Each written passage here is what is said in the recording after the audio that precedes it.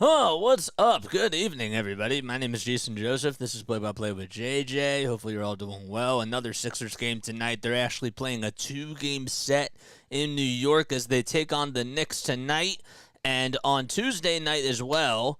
So that game will be at 7:30 p.m. on Tuesday night, and tonight's game, of course, starting at 7:10 p.m. Eastern Time. Hopefully you're all doing well. My name is Jason Joseph.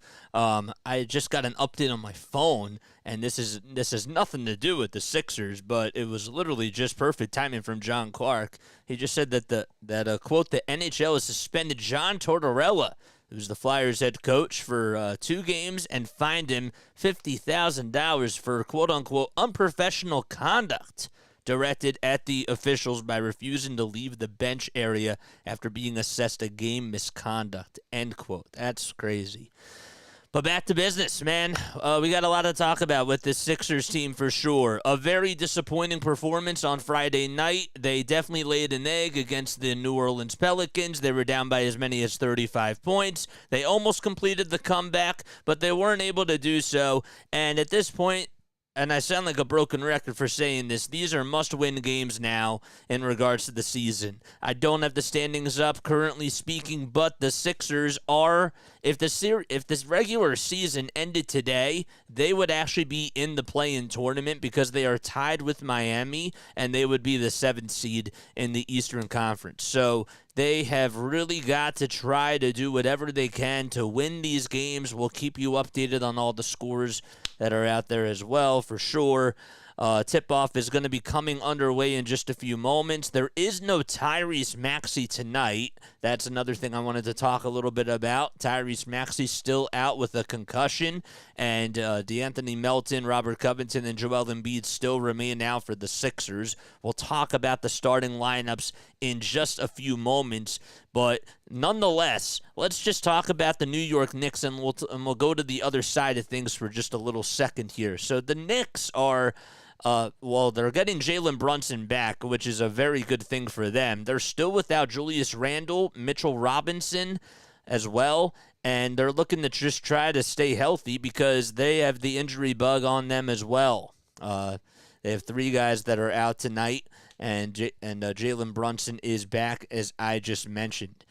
The game is on ESPN, but it's also on NBC Sports Philadelphia. I want to thank you all so much for tuning in on here. The Knicks are 37-26. They're actually 21-12 at home. The Sixers are 35-28, and they're 16-13 on the road. The Sixers are also really trying to win both of these games against the Knicks because they would actually tie the regular season series. The Sixers lost the first 2 games at home at the Wells Fargo Center. The first game was on January 5th, and the second one was on February 22nd. So they also want to try to win both of these games because if you tie up the regular season series, then maybe you have a chance to try to beat them in a tiebreaker, God forbid, if you are tied with them for any sort of spot in the Eastern Conference. But the Knicks, over their last 5 games, they are 2-3. The Sixers are also 2-3. However, they are on a 3-game losing streak, the Sixers, that is. They lost to Brooklyn, Memphis, and New Orleans in their last 3 games, and they're hoping to try to change the ties, if you will, against this Knicks team. Then the Knicks play very fast-paced basketball. They have a lot of depth to their team, even though guys are still out. I forgot to mention that OG Anunoby is not playing either. It slipped my mind as to who the third player was. So no OG, no Julius Randle, and no Mitchell Robinson either for the Knicks. But in regards to the Sixers, they're just playing without Tyrese Maxey, DeAnthony Melton, Robert Covington, and, of course, Joel Embiid. All right, so we'll get to the starting lineups, but before we do that, the biggest keys for today's game. Comment down below. I want to hear what your thoughts are. I'm going to say that rebounding, and rebounding is going to be a big thing against this team. They have really big guys, the Knicks that is, with Isaiah Hardenstein, and even though Mitchell Robinson's not there, Jericho Sims is another guy that can really get you a lot of rebounds. And if you can just play really physical against the Knicks, I think that you have a shot to try to sneak this game out. You're also going to have to get offensive production from Kyle Lowry and from Buddy Hield specifically, and of course Tobias Harris too. But you really need your top guys that are out there for you today. You need them to come out on top. Tobias Harris, this is another game for him where hopefully he can just try to. At this point, it is what it is, but you want to see him try to give you a really good offensive performance out there. Maybe he can get you some rebounds and hit some turnaround jumpers like what he tries to do with those little post fadeaway jumpers that he does from the elbow and from the low block as well. If he could just get things going, that would be a very good thing for the Sixers in tonight's game.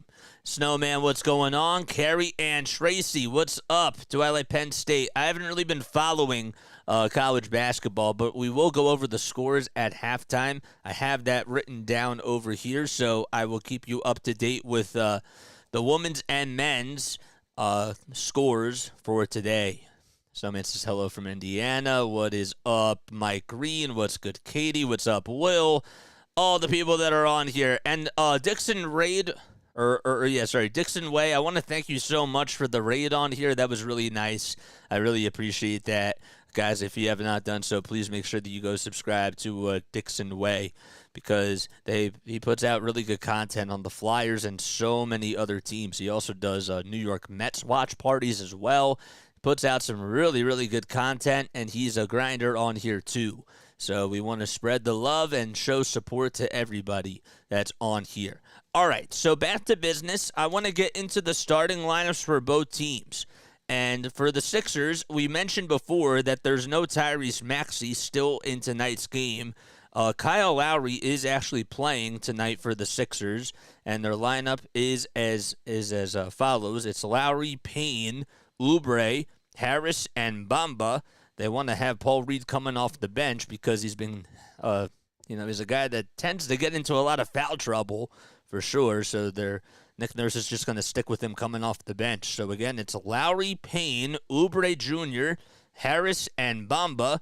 And for the Knicks, they got Jalen Brunson back in action tonight. Dante DiVincenzo, Josh Hart, Precious Achiuwa will get the nod tonight for Tom Thibodeau's team, and Isaiah Hardenstein out there as the center and the big man for the Knicks. So it's Brunson, DiVincenzo, Hart, Achiuwa, and Hardenstein all out there for the Knicks. And once again for the Sixers, it's Lowry, Payne, Oubre Jr., Harris, and Bamba. We're just about ready to get started at the Madison Square Garden in New York, and it should be a very interesting game between both these teams. The Knicks, did not mention this, they are also one of the top 5 teams in the Eastern Conference currently as stands, and they're also, these are very meaningful games for them too as they just try to get healthy. They're actually a half a game above the Orlando Magic, who are looking for that 5th seed, and the Knicks are 4 games behind the Cavs and the Bucks for the 2nd and 3rd seed. So, all right, we're just about ready to get underway. The Knicks are in their blue and orange uniforms with the orange on the outside and the orange letters on the front, the little orange bubble letters, if you will, on the front as well, with the New York having a little bit of some orange highlighted on the back and on the back of the front part, and then they have the white outside letters on the front too. And on the back, you got the white letters and the orange numbers. The Sixers are in their red uniforms with the blue stripes going down the sides, along with the 3 stars going down the short legs. So Bamba, and it looks like it is it's Bamba and Hardenstein going up against each other, and the Knicks are able to get the win from the tip-off, and they'll be going from right to left, that is. 5 on the shot clock. Achiuwa gets it over towards the lane, goes up with a turnaround runner, and he could not get it. Tobias Harris is able to climb the ladder and clobber the board. So we're 30 seconds underway. Again, Sixers lineup. It's Lowry, Payne, Oubre Jr., Harris, and Bamba. Sixers looking to try to strike first here as the Knicks were not able to come up with an answer. Oubre's on the near wing at the 3-point line, and he'll now try to drive it in towards the lane, but he lost his footing, and actually the basketball went out on his left shoe towards the Sixers baseline, and the Knicks will take it. All right, so the Knicks going from right to left, and the Sixers are going left to right. We're a minute underway. Brunson gets the little pick and roll as they'll just try to find Isaiah Hardenstein with a bouncer. And Hardenstein was right at the basket, about 2 feet away, and he got the layup to go, and New York is able to come up first. Harris thought about taking the three, but they'll drive it in towards the lane. There's a runner, and he nails it. So they say that it's a 2-2 game with 10:40 left to go in the first quarter. Good job by Tobias Harris, and you want to see him get things going early on. Hart with a pass to Brunson, who catches and shoots for three. And Lowry comes up with his miss. 2 Villanova Wildcats going at it. Josh Hart, of course, another one. And Dante DiVincenzo, but I meant to say point guards. All right, so the Sixers are able to get a turnaround jumper, and that was from Kyle Lowry, and that makes it now 4-2. It was a 16-foot pull-up jumper, and we're 2 minutes into the first quarter so far. Final score predictions, make sure you guys comment them down below. 5 on the shot clock as Hart takes it from right to left, and he'll lose it at the foul line. It was stripped by Harris and stolen away. Harris trying to take on Precious Achiuwa. He could not finish it, and he has to get back on defense. Achiuwa did everything that he possibly could on the defensive side, but just by staying in front of Toby. DiVincenzo working towards the left side. He'll drive it in towards the baseline. Kick out, bounce pass to Hart. Hart takes it all the way towards the lane. Can't get the 2. And we have a loose ball foul called on Kyle Lowry as he just tried to stick his hand into the cookie jar with Isaiah Hardenstein on him. Hardenstein's a really tall guy. A guy that has just been very good off the bench when Mitchell Robinson has been healthy. And, he's been a very good player for them. 4-2 is the score. The inbound pass and the catch and shoot all the way to DiVincenzo for 3. It's good. So Hardenstein inbounded it, and DiVincenzo was the one that made the 3. Here's Bamba on the near corner for the Sixers, and that one's way too strong. And Achiuwa is able to come up with his miss. Josh Hart on the other side. Sixers are trailing 5-4 in New York in this 2-game stretch at Madison Square Garden. They play tonight and, of course, on Tuesday as well. Brunson locked up on the near corner. He'll just try to dribble it out, though. He does get a little bit of some space, and he'll take it all the way towards the near elbow, and the 2-point shot is no good. Good defense by Cam Payne, who was his defender. Harris catches, puts up a 3. Way too strong, too much mustard on that one, and Josh Hart leaps up for his second rebound of the day. Hart trying to take it coast to coast. Actually, I thought he was going to take the shot, but he decided to pass it to Brunson. And Brunson gets some contact initiated from Kelly Oubre Jr. with 8:30 left to go in the first quarter, and the clock stops right there.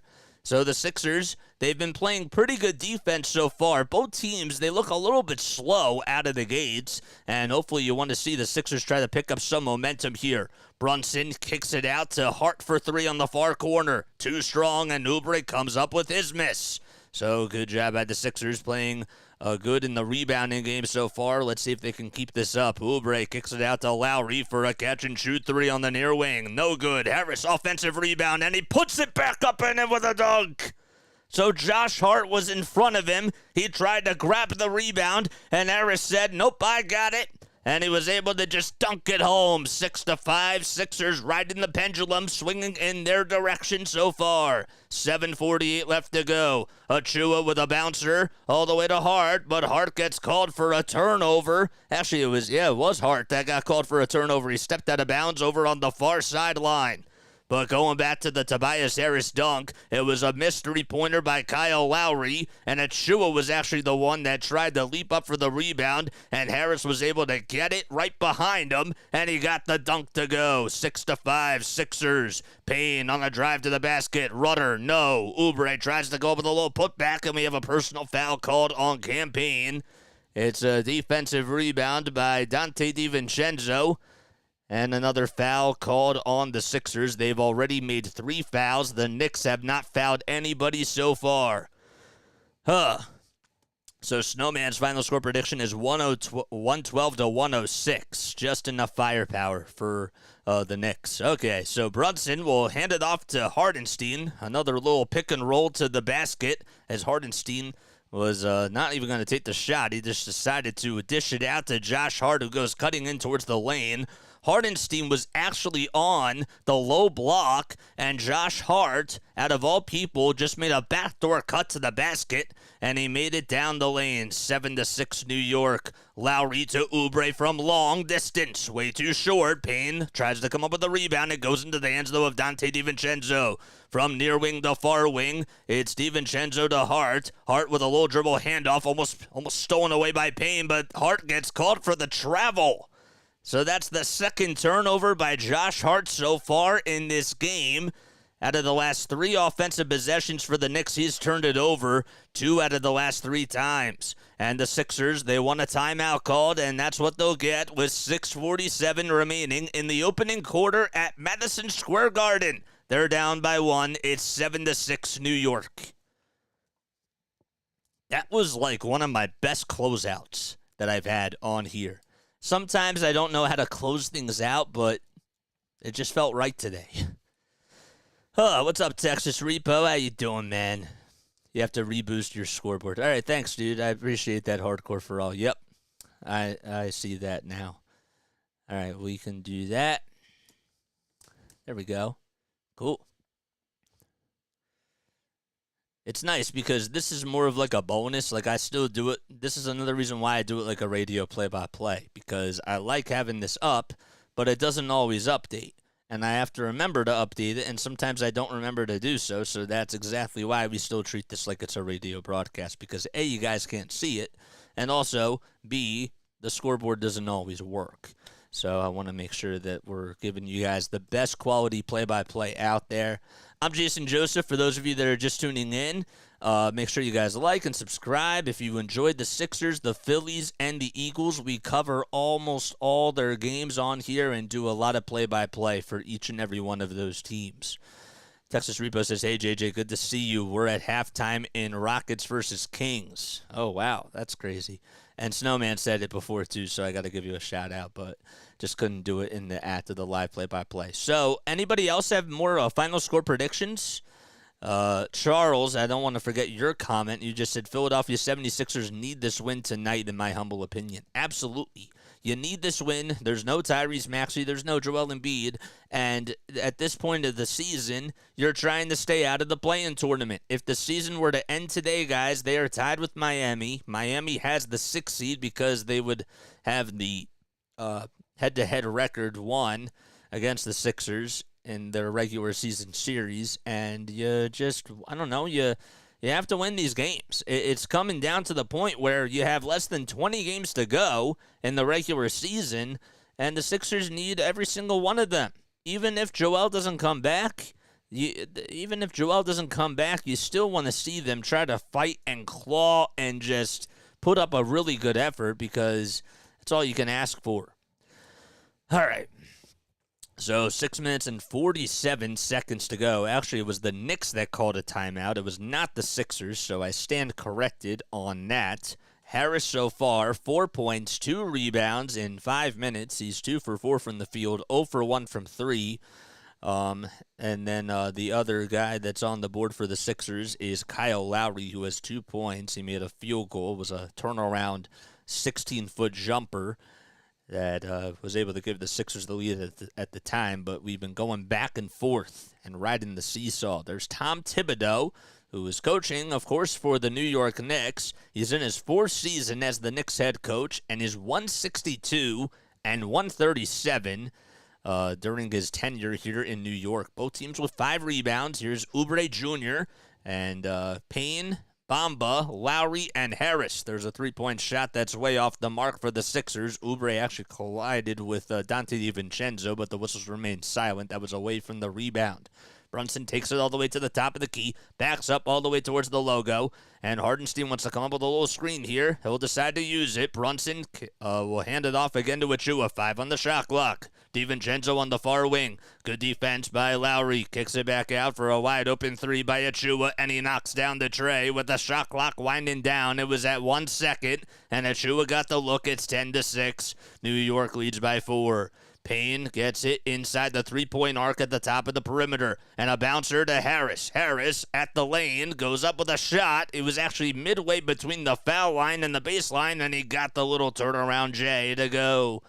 5:45 left in the first quarter. 10-8 back and forth game, a game of cat and mouse. As soon as the Knicks go up with a shot, the Sixers have a response. Achua on the near corner will try to drive it in towards the baseline. They're swinging around the timeline. Here's DiVincenzo who lets it fly for three. And we have a whistle made. It'll be on the New York Knicks. It'll be Sixers basketball. They'll say that Achua stepped out of bounds as he was going underneath the basket, and his left foot was just marked out of bounds. So Achua steps out. Jericho Sims will come in for Isaiah Hardenstein, and Nick Batum will be the replacement for Kelly Oubre Jr. The Sixers will also have Buddy Hield coming in off the bench for campaign. 10-8 New York, 5.5 minutes left to go. Batum looks pretty fresh out there with a little fresh cut. Love it.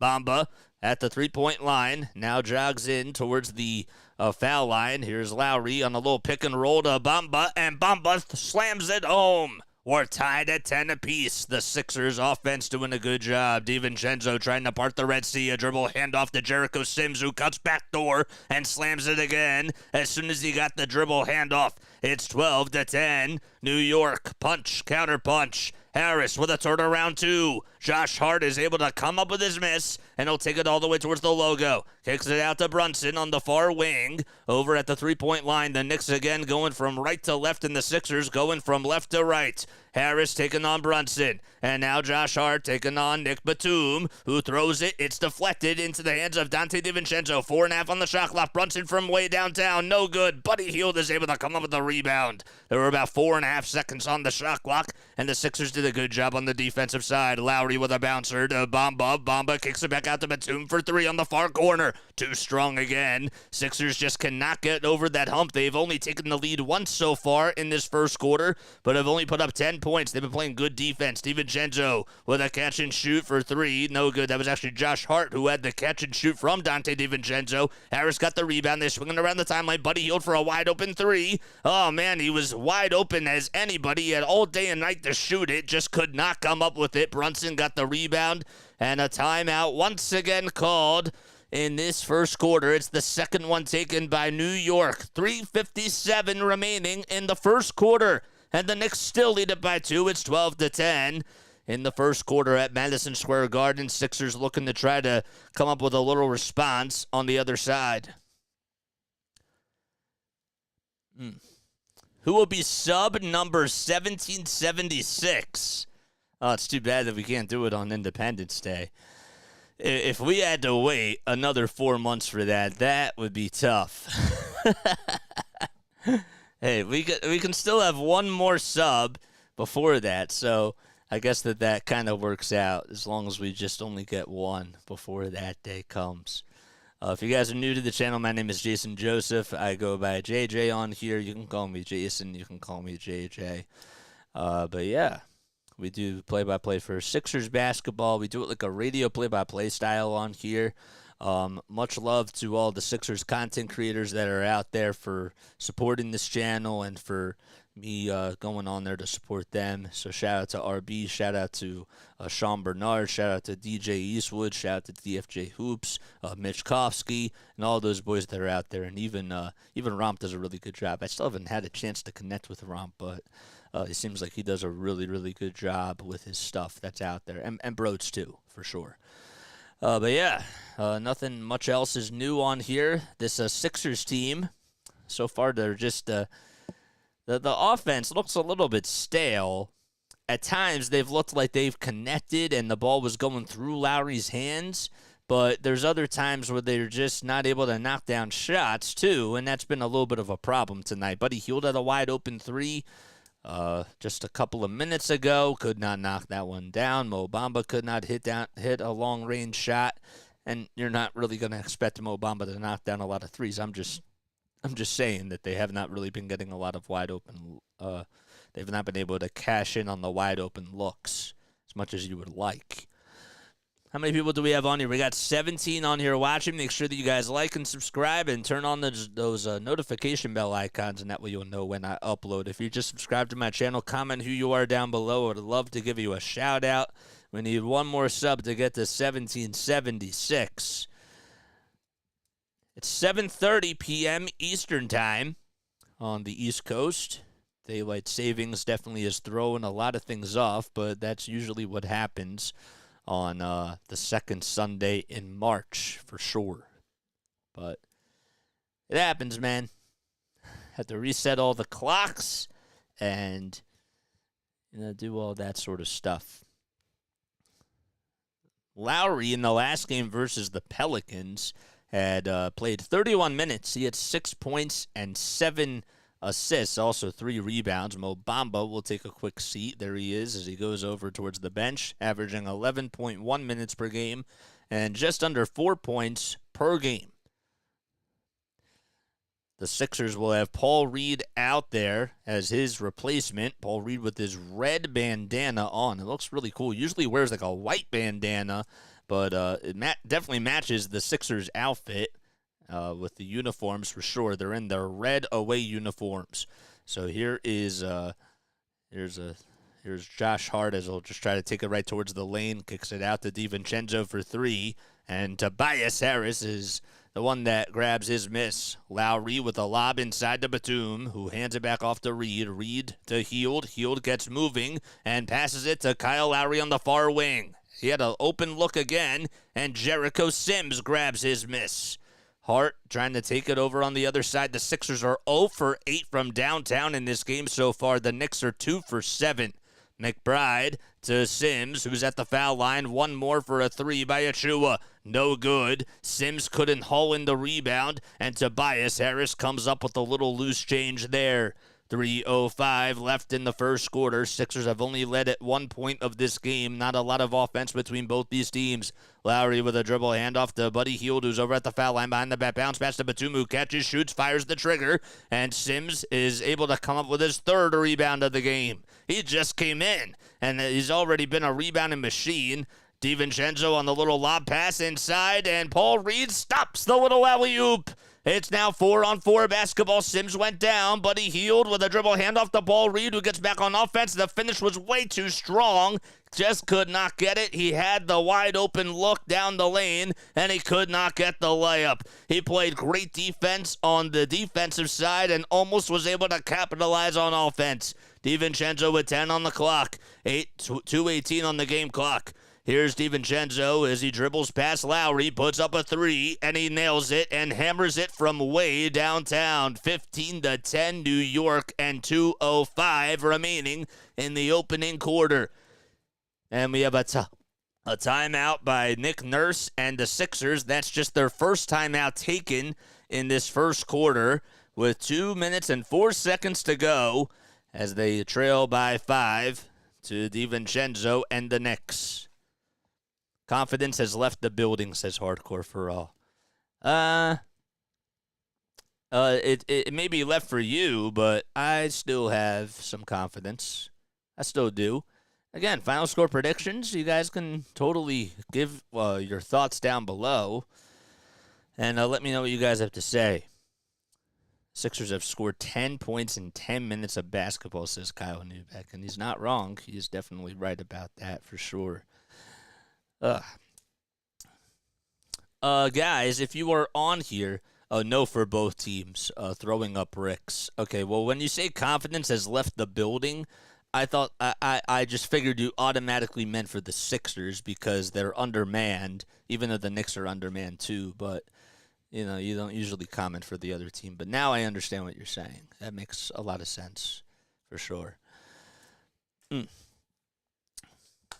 Guys, I would like to know something. So for those of you that are on here, I wanna ask you a question. And you can feel free to chime in.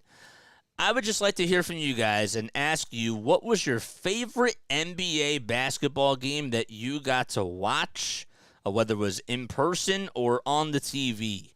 Okay? Comment your thoughts down below. I'll give you mine after about the next time out or after the quarter change. So Campaign gets it, and he'll try to take it all the way towards the lane, runner up, and it's a little short, and Sims is able to drag the rebound again. That's now 4 defensive rebounds for Jericho Sims in just the matter of about 3 minutes. So Miles McBride trying to take on Paul Reed here. almost got his hand stuck, and he almost actually got away with a travel. Bogdanovic goes up with a shot, a turnaround runner, and that's too short. Payne leading the offense and controlling the tempo. Batum at the top of the key. And a handoff to Harris over on the near wing. Harris dribbles over to the far lane. He'll hand it off to Campaign. Campaign goes towards the basket, tries to drive it inside. Jericho Sims, I thought, got a piece of it after it hit the rim, but they won't call goaltending. And Sims gets it. There's a pass to McBride ahead. The Sixers get the steal off the bad pass. Campaign at the top of the perimeter. Lets it fly from downtown and nails it. The Sixers respond with a three-pointer. That's their first trifecta of the night, and it comes with about 55 seconds to go in the opening quarter. McBride to Bogdanovic, and back out to Dante DiVincenzo. DiVincenzo wants to put up a three and join the party, but he can't do so, and Buddy Hield is the one that grabs his miss. Payne on the near side for the Sixers, standing at the Madison Square Garden sign. He'll step in towards the elbow, but now Buddy Hield gets the handoff, a drop-off pass inside to Paul Reed, and he throws down the flush. A 5-0 run by the Sixers, 27 seconds to go in the first quarter, and about 3 seconds separating the shot clock from the game clock. Knicks going from right to left. McBride and Campaign going at it against each other. 12 seconds now on the game clock, 8 on the shot clock. Sims wants to set a screen, and McBride will use it. He dribbles over towards the left side, passes it to Bogdanovic. 8.8 on the shot clock, and a block is made by Payne, and a shot clock violation called on New York. Campaign was able to come from behind and just swipe the basketball away from Bojan Bogdanovic. With 3.7 seconds to go in the first quarter, plenty of time for the Sixers to get a shot off here.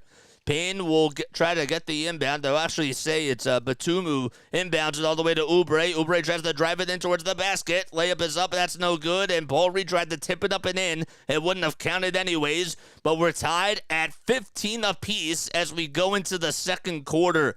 It's been a defensive game between both these teams. The Sixers and the Knicks have been shooting very poorly from beyond the arc, and it's just one of those days on a Sunday night for NBA basketball. We play on and go into the second quarter, tied up at 15 apiece at Madison Square Garden.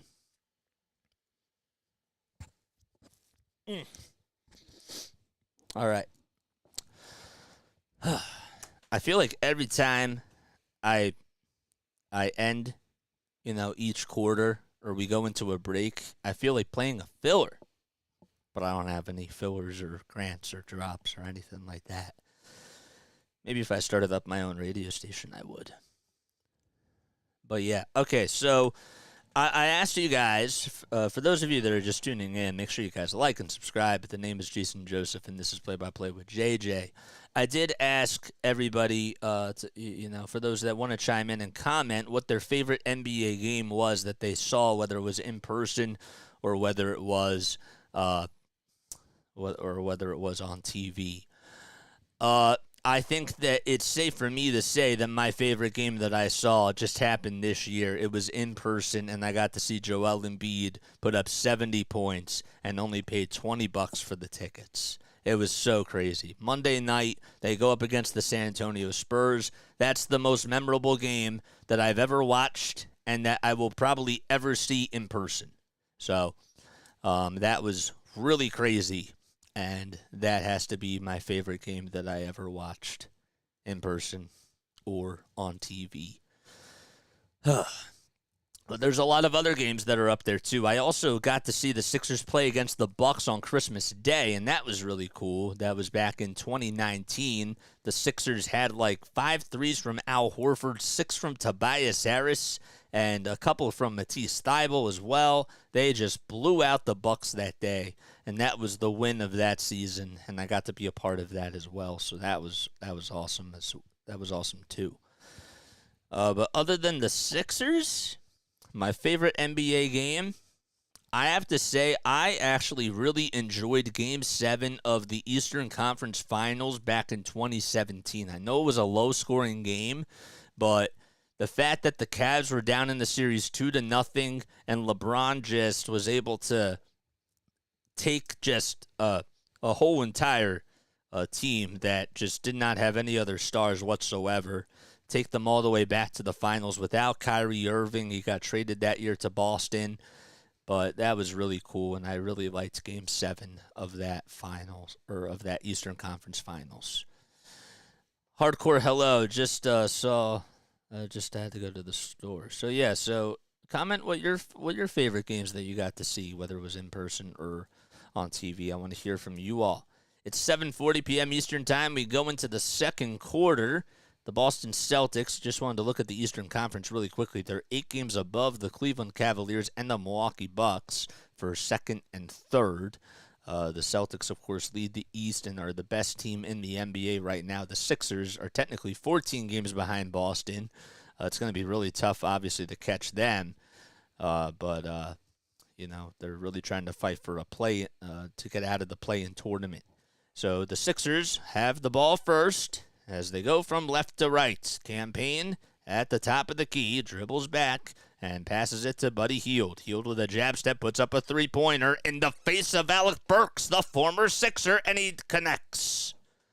18-15, Philadelphia up by 3. They've made their last 2 threes. They were just 0 for 9 from the field before that.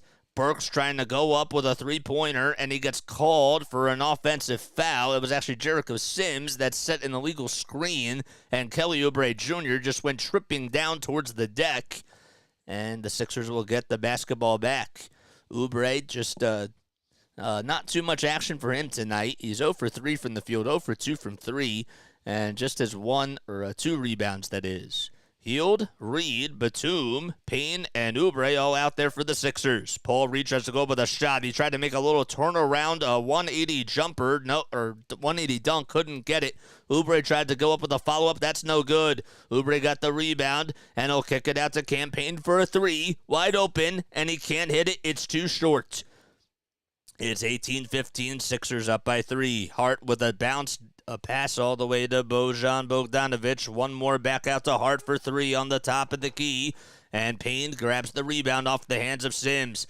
Outlet pass all the way to Hield. It's intercepted, though, by Josh Hart, that is. Hart trying to dribble down towards the lane. Kicks it out to Burks on the far corner for 3. And he can't get it. Josh Hart leaps up for the rebound. The last time he played against the Sixers, he had 15 rebounds. Bojan Bogdanovic couldn't get the shot up. Josh Hart comes up with another offensive board. Bogdanovic tried to pass it. It was deflected off the hands of Batum, but it lands into the hands of McBride. 5 on the shot clock here. McBride taking on Buddy Hield at the elbow. Crossover runner, no. And Josh Hart with his 3rd offensive rebound in this possession. And it's intercepted by Nick Batum on the bad pass. Buddy Hield dribbles it down low, gets the little layup to go with the right hand. Josh Hart literally had 3 offensive rebounds on that possession and was just able to get to wherever he wanted to on the boards. And a timeout called by Tom Thibodeau. The Sixers, they're up by 5. You would not think that.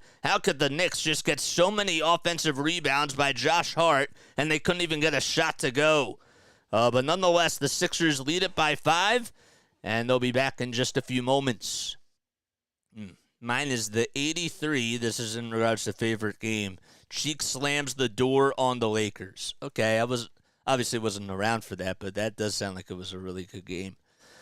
Being in Houston at the time, William McKay says, Rockets playing the Knicks, Game 5 in the finals, interrupted by O.J. Simpson. O.J. Simpson's case. Wow, you were there? You were at the Rockets-Knicks game. You were at the Rockets-Knicks Game 5 of the finals. The NBA Finals you're talking about.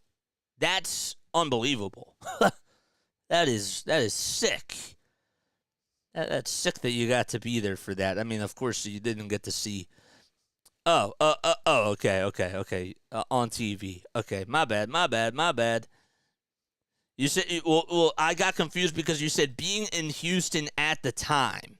And I initially thought that you meant that you were at the game. So that's why I got confused. I hope that makes sense to you because that's where I got mixed up a little bit. So. But yeah, you watched it on TV. I understand now. I get it. Paul Hudger just tweeted out, good sign for the Sixers, quote, as Buddy Hield hits a highly contested 3 and then makes a little driving layup to go. And he's right about that.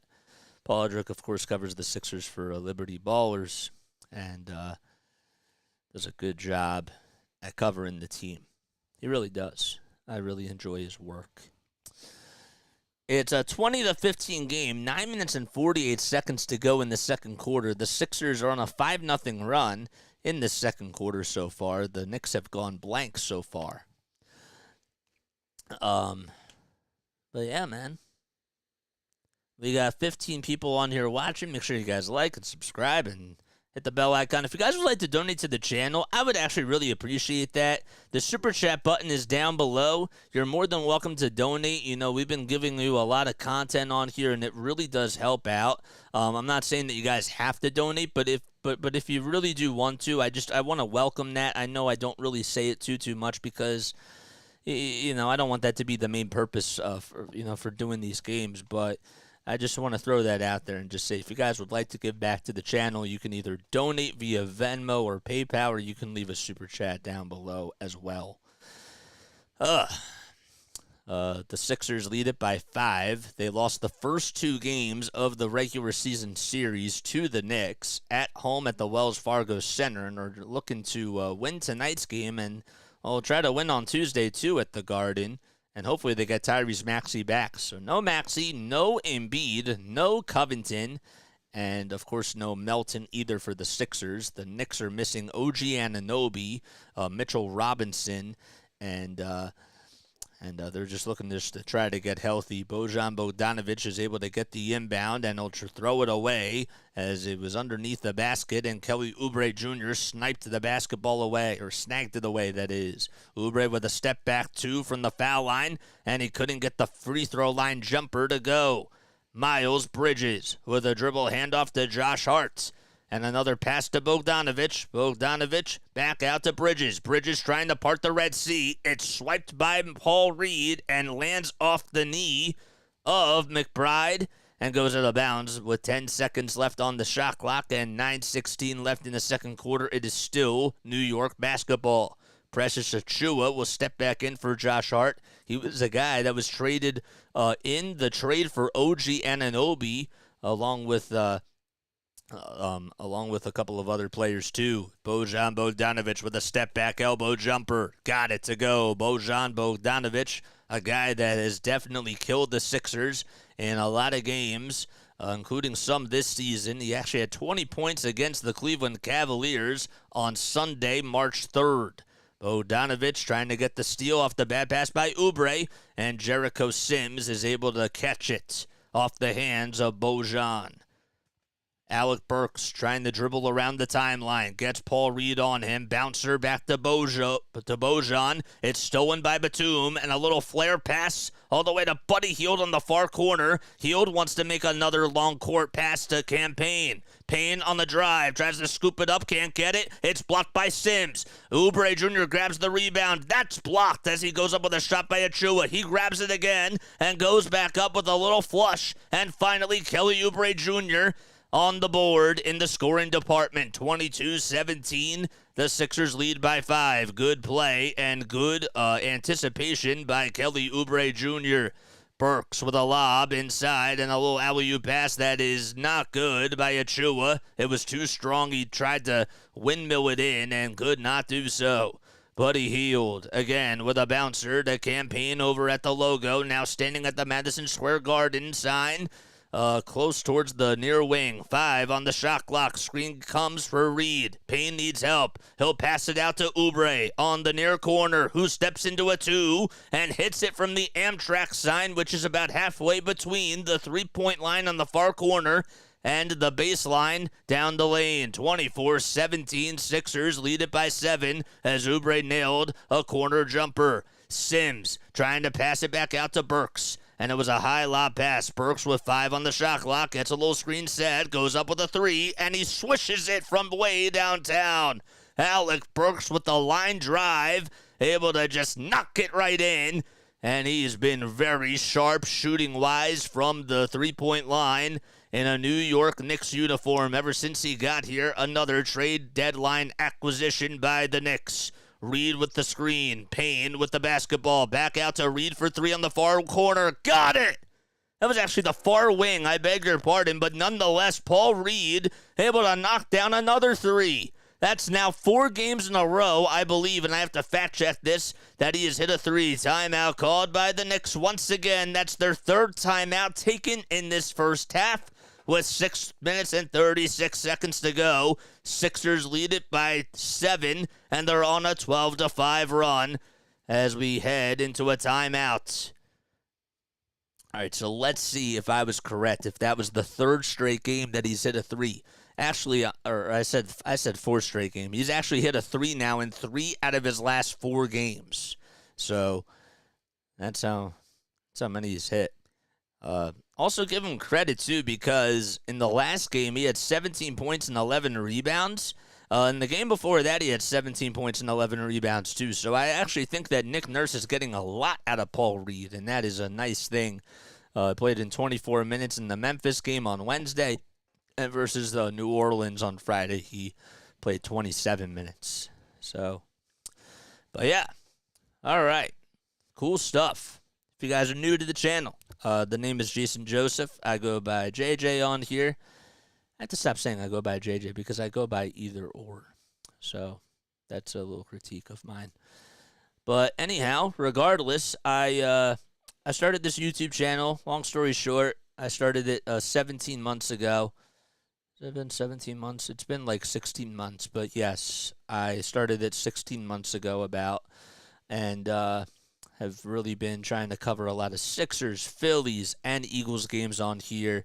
I used to call games for the Blue Coats, who were the NBA G League affiliate of the Philadelphia 76ers, and also the Blue Rocks. I used to call games for them, too, on the radio as well. They're the high A affiliate of the Washington Nationals for minor league baseball.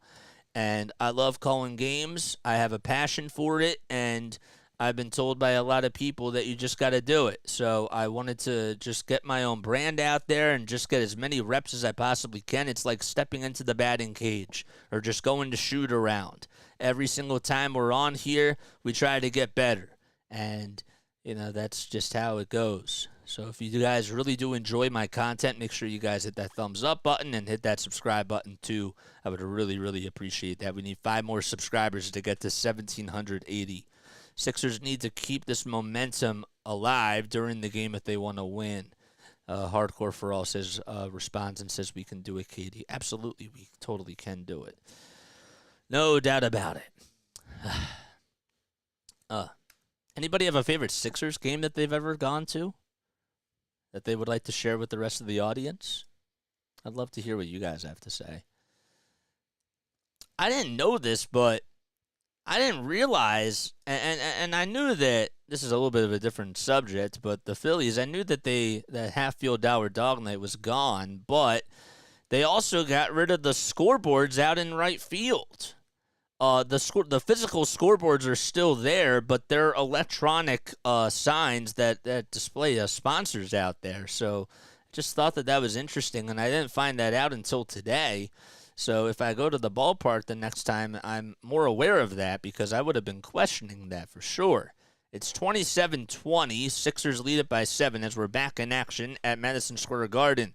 Here's Brunson, who's back in there for the Knicks. He goes up with a foul line jumper, and he gets fouled by Kyle Lowry. That's just the first foul by the Sixers in this second quarter.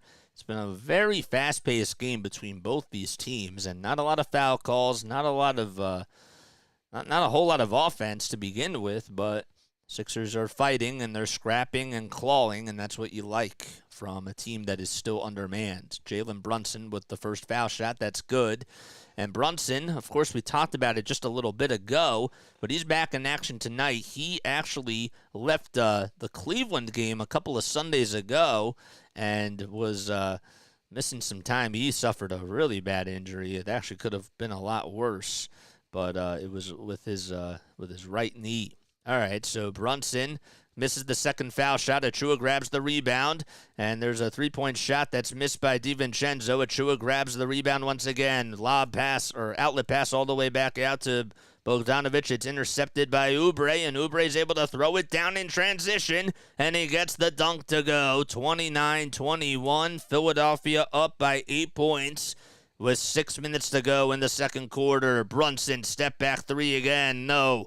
A little tip from Hardenstein back outside to Bogdanovic. Alec Burks at the top of the key wants to dance on KJ Martin, and he can't get the friendly bounce. The ball actually stood up for a couple of seconds after it hit the back of the rim. Offensive rebound by Hardenstein.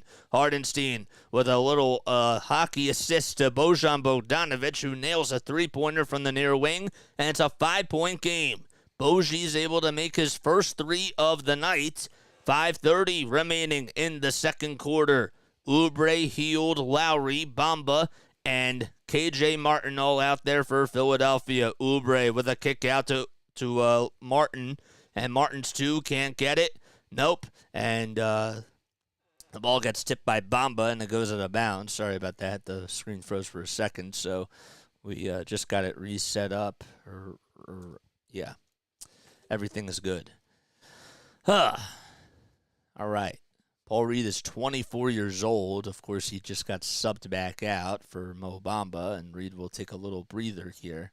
Sixers have put up 7 steals so far in this game off of New York's turnovers, and the Knicks only have 2. We have an inbound pass that's made to Hield, who will skip past it to Oubre, and a reach and foul was called on Bojan Bogdanovic. So Bojan Bogdanovic and Alec Burks were acquired by the Knicks in a trade on deadline day. Lowry to Martin, who gets the inbound. Hield now at the near wing. 5 on the shot clock. Oubre would try to scissor his way through towards the lane. Can't get it, and the follow-through dunk is good by KJ Martin. And he throws it down the hatch. 31-24. Philadelphia back up by 7 again. Brunson wants to try to get on Kyle Lowry here. Gets him on a little move. DiVincenzo gets the kick out for 3. And the ball gets tipped off the hands of Hardenstein into the hands of Buddy Hield as he catches the rebound. Hield at the top of the perimeter. And another dribble handoff to Oubre. 4:28 remaining in the second quarter. And Oubre drives it over towards the right side. He's at the elbow. Dribble handoff to Mo Bamba. Bamba back out to Hield at the top of the key. Hield to Oubre with 5 on the shot clock. Catching, shooting, firing. And we have a foul called on Achua in the act of shooting. And Oubre's going to go to the charity stripe for 3 free throws. What a play by Kelly Oubre Jr. to just draw the contact. And, well, the Knicks can't believe it. Achua especially can't believe it. Let's see again. Yep, just hit him right on the elbow. That's technically a shooting foul, and regardless whether or not you like the call, that's just by definition in today's NBA the right call. 31-24. Oubre's first foul shot is good as he gets the friendly bounce. A hit off the left side of the rim and danced on in. Sixers have an 8-point lead. Kelly averaging about 32.7 minutes over his last 4 games, and, well, has also averaged 24 points during that stretch per game as well. And he's also shooting 42% from the field goal range and has put up 20 points in each of his last 4 games as well. He makes the second foul shot. Tobias Harris will step in for Philadelphia. And it's 33-24. Buddy Hield will now take a very quick seat. And Josh Hart will enter in for Bojan Bogdanovic. Hardenstein is back in there, too, for the Knicks. So Oubre actually missed the third free throw, and Hardenstein grabs the rebound. 33-24. Brunson taken on Oubre Jr. He dribbles it around the timeline. Josh Hart gets the little shovel pass, if you will. Hardenstein has to get some help here, and he'll slice it all the way to Dante DiVincenzo for 3.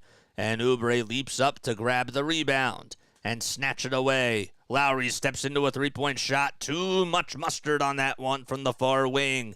The Knicks got it. It's Achua, DiVincenzo, Hardenstein, Brunson, and Hart all out there for the Knicks. Brunson on the drive to the basket. Runner. It's short. And tipped off the hands of Bamba into the hands of Oubre. Outlet pass to Martin. Martin to Harris. Harris gets it snagged away by Dante DiVincenzo. He was trying to find Lowry down low on the block, and he would have been set free. Brunson with a 2, and he's fouled. He connects on the runner, and that will make it 33-28. They're actually not going to count the shot. They're going to say that.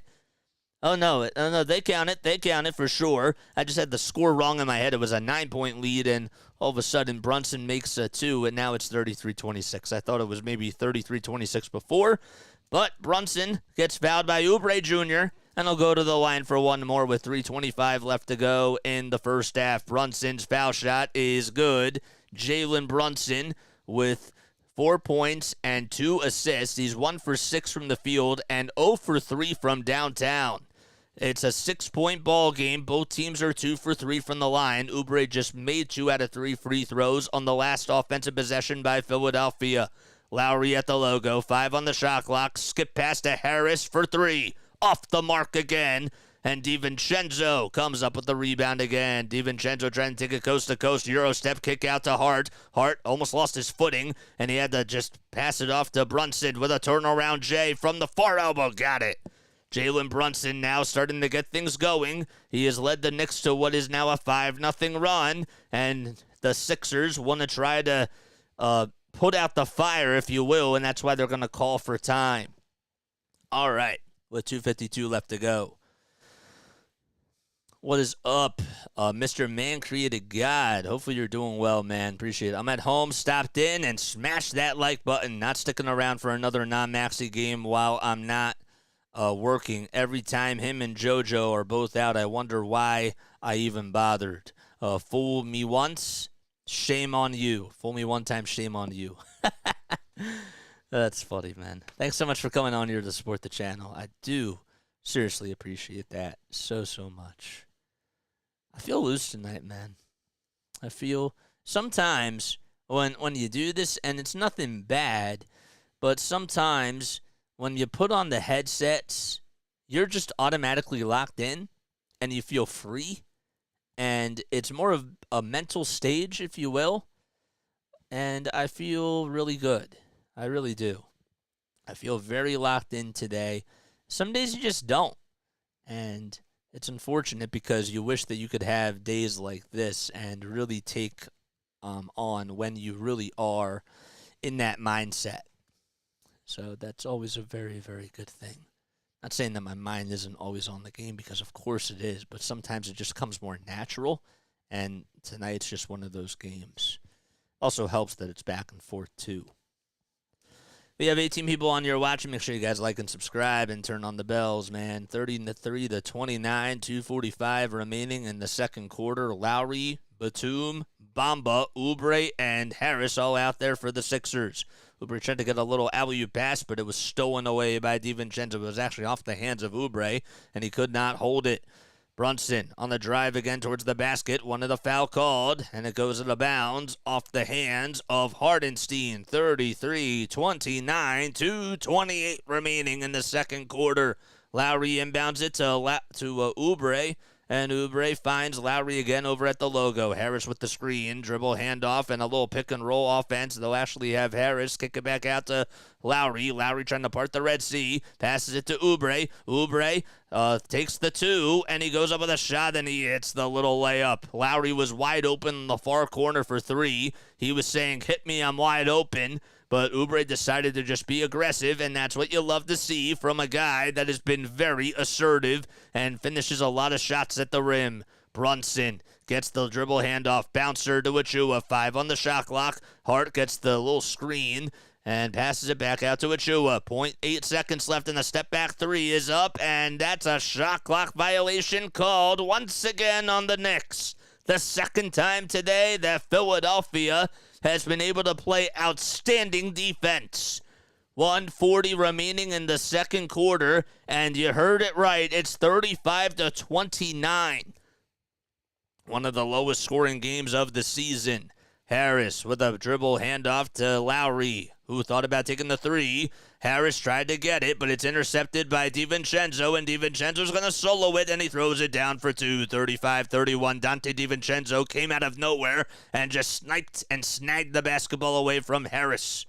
Oubre will try to take on Dante DiVincenzo, and he throws down a little dunk, but he missed it, actually. He just could not get it. A lot of missed dunks tonight by the Sixers, including one by Paul Reed. DiVincenzo, who got the rebound, steps into a three-point shot. Hardenstein got the rebound. DiVincenzo cuts back door, finds Brunson on the three-point line at the top of the far corner, could not nail it. The Sixers got the rebound, and a foul called on New York as soon as that happened. 53 seconds to be exact.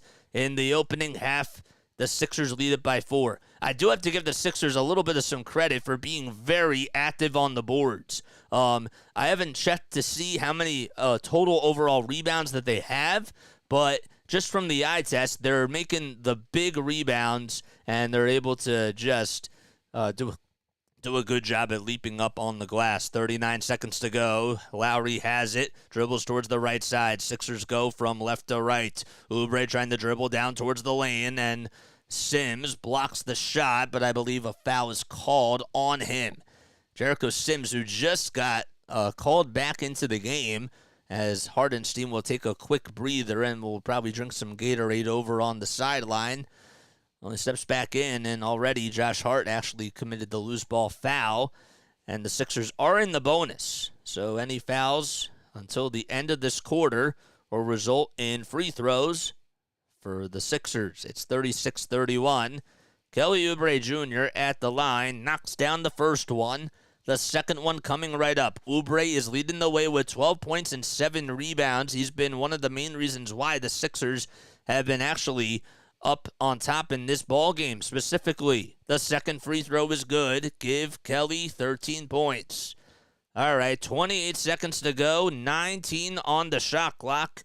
Oubre doing a good job on both ends. He started off really struggling from shooting the basketball, but again, he's been in attack mode. Brunson with 5 on the shot clock, almost lost his dribble, kicks it out to Hart for 3 on the near wing, no good. Brunson grabs the offensive rebound, and he'll just dribble it back out towards the Madison Square Garden sign. Batum gets called for a foul as he reaches in against Jalen Brunson. The Sixers did, I believe, have a foul to give, so that was a very good foul indeed by Nick Batum. 5.1 seconds on the game clock, and the shot clock's unplugged in the second quarter. Sixers up by 2 possessions. They lead it by 2 threes to be exact.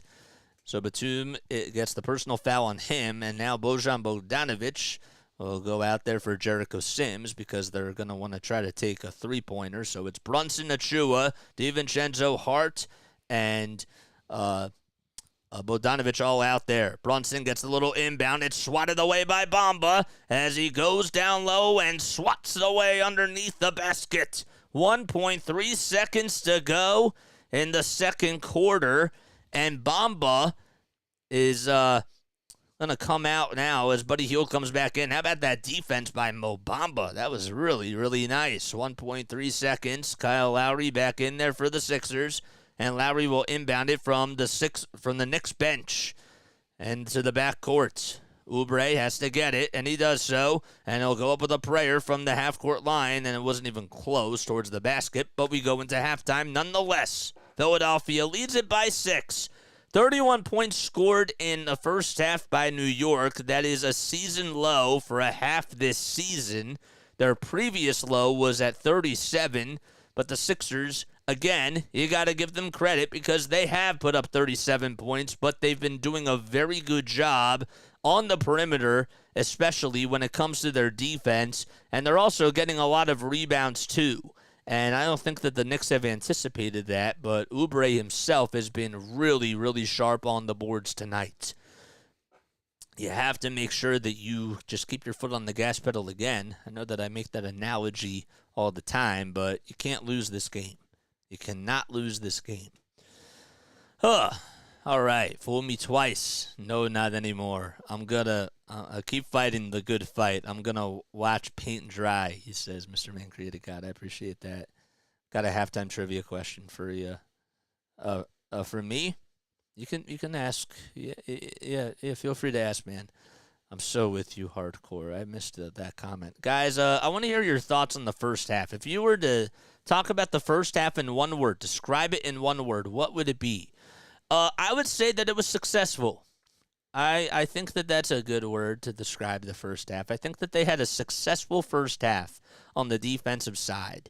They played a very clean game so far. Both teams really have not been hitting a lot of their shots, but the Sixers have been very physical, and they've done a good job at not just, I said, guarding the perimeter, but they're also attacking in the paint on both sides of the basketball. In football, you have a term called the trenches, and that's where like the defensive linemen and the offensive linemen for a single team battle in those sort of areas. But I like to think that that the trenches sort of analogy is similar in regards to guarding the paint for basketball and also playing well in the paint too. I think that that's kind of the best analogy that I can make out of that. I don't know why that just came to me, but it did. But the whole point is that the Sixers are doing a very good job in the paint on defense and offense. Williams' word that he would use to describe the first half is surprising. Okay? Surprising. How so? I know that it was just one word, but how would you why are you surprised? Are you surprised that it's a low-scoring game? Are you surprised that the Sixers are winning? Are you surprised that the Knicks are losing? Or is it a combination of all three of those things? Or does something else surprise you that is not one of the things that I just said? Williams says, I don't see a win. I do. But again, we don't have to see eye to eye on these things. And that's what makes this really, really unique. 4 more subs until we get to 1,780. Again, if you guys would like to donate to the channel and get back to the cause, you can totally do that by hitting that Super Chat button down below. No donation is too much. You can also give back via PayPal or Venmo. So the links to them are right there. That's what you can click on. Somebody told me that the PayPal was not working the last time. I do have to double-check that. If somebody actually could double-check that for me and let me know, I would really appreciate that. I'll eat a shoe if the Sixers win. Yeah, I don't think that's a good idea.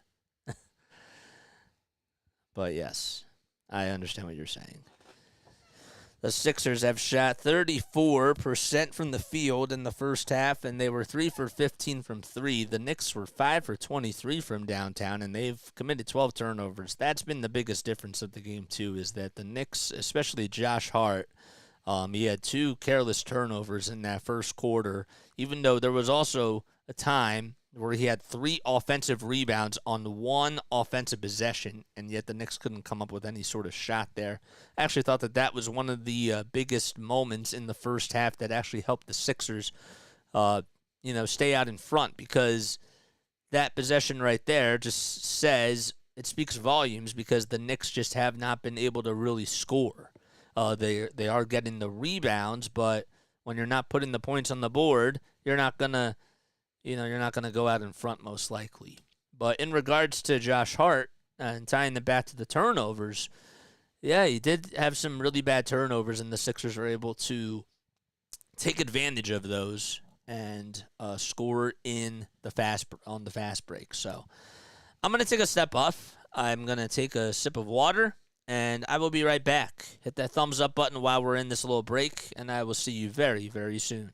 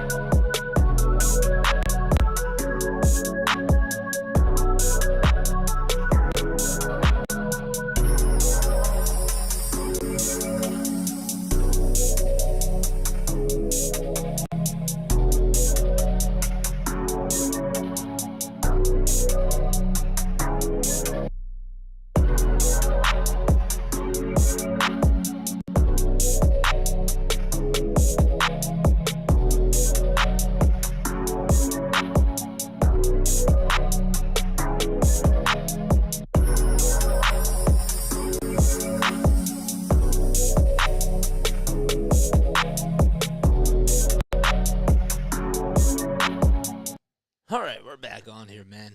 We're back. Oh, man. Someone just wanted to show some love to RB. So that's what we were doing, man. We got 13 people on here watching. If you are new to the channel, I'm Jason Joseph. I go what was I gonna say? I forget. My name is Jason Joseph. This is Play by Play with JJ. If you guys are new, make sure you like and subscribe and hit the bell icon, and that way you'll know when I go live for Sixers basketball, for Phillies baseball, or Eagles football. We cover all three of those teams on here. Phillies season literally starts in 18 days. How about that? It's crazy. So, yeah, it's gonna get pretty busy. Hopefully over the next couple weeks or so. But we're enjoying this little time off that we can, and then we get really grinding, doing this almost every day with the Phillies and all that sort of stuff. In regards to this game, we're going to pull up the box score for you guys. The Sixers lead it by 6 points. It's a 37-31 game at halftime. You heard that correctly. The Knicks and the Sixers both put up 15 points in the first quarter, and then the Sixers had 22 in the second, and the Knicks had 16. What's up? Oh, man. Y'all rated my channel. Y'all are the best, man. Shout out to RB. Shout out to the raid, man. I do appreciate that. Y'all are the best. What's up, Ryan Rowe? What's good? Bobby Woodruff. What's up, Kablam? Man, we got a big raid on here. Jeff Tezos is on here. Oh, man, I love you guys. Thanks so much. That was... You didn't have to do that. I just love showing my brother some love. But, this, of course, means a lot to me. Guys, please, my guys that are on here, please go subscribe to Philly Take with RB. I'm not just blowing smoke up of anybody's butt, but he does an incredible job covering the Sixers. He's really consistent and also just really does a good job posting on social media, keeping up with all the live action, and giving you all the news in regards to trades, in regards to just podcasting alerts and all that sort of stuff. He's phenomenal, and I have a lot of mad love and respect for him for sure. What's up, oh man, how do I say your name? Shido's Highlights, is that how you say it? Shido's Highlights, RB Raid, MF. Oh, man, thanks so much. I appreciate that. Shoe game for real. Shout out to all of y'all. You're the best. Oh, mwah. Much love. Much love to all y'all. This ain't that. I love that name. This ain't that. I appreciate that. Oh, man. Oh, what's up, Luke? What is good, guys? Yeah, thank you all so much again for coming on here. If you guys wouldn't mind hitting that thumbs up button, hitting that subscribe button too, I would really appreciate that. We covered the Phillies, we covered the Sixers, and we do the Eagles all on here. So it would really mean a lot to me. We just got the 1783. Oh my gosh, man. Y'all are too much, man. Yeah, y'all are really something. This is why we love Sixer Nation. Really, because it's, man, it's a family, and the fact that we've been able to build all these, all this content for all y'all, it means a lot, man. It really does. Now I got to catch up to the chat. I did not anticipate this. You guys are crazy. Y'all are crazy. Cable Wire, what's good? What's up, man? Tehran Spady, Screaming Jerry Lee is here. Kablam, tell RB his show is yours. Appreciate that. RB, I'm so sorry. I'm a Knick fan, says Bobby Woodruff. Oh, man, I appreciate that. All right. But, yeah, man. JJ, I'm so sorry. I'm a Giants fan, and I don't like the Eagles. Oh, you're good, my guy. You're totally good, Bobby. I appreciate that. Secret Underdog. Oh, man. What's good, bro? What is up? What's good, my guys? I was going to talk a little bit about the game, but all y'all just came in here out of nowhere. I mean, I did show up out of nowhere, too, but I wanted to, I wanted to do that. But thanks, RB. Thanks again for all the love, dude. Again, means a lot. Cheers, L'chaim. Let's take a look at these scores, man. That's what we'll do. We'll take a look at these scores. The Cavs are up by 9. What else do we got? The Thunder lead it by 26. Wow. The Lakers and Timberwolves play tonight. I feel bad for no Karl Anthony Towns for the rest of the year. That really stinks. The Bucks won. They beat the Clippers. They beat James Harden and the Clippers. Wow, out in L.A. 124-117. Wow, that's crazy. We're going to start the third quarter. Did I miss anybody? JJ, do you know Philly 500? I've definitely heard of the name.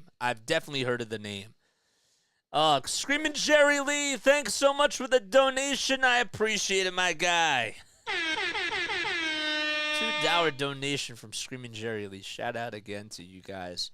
Mad love and mad respect. I'm gonna heart that.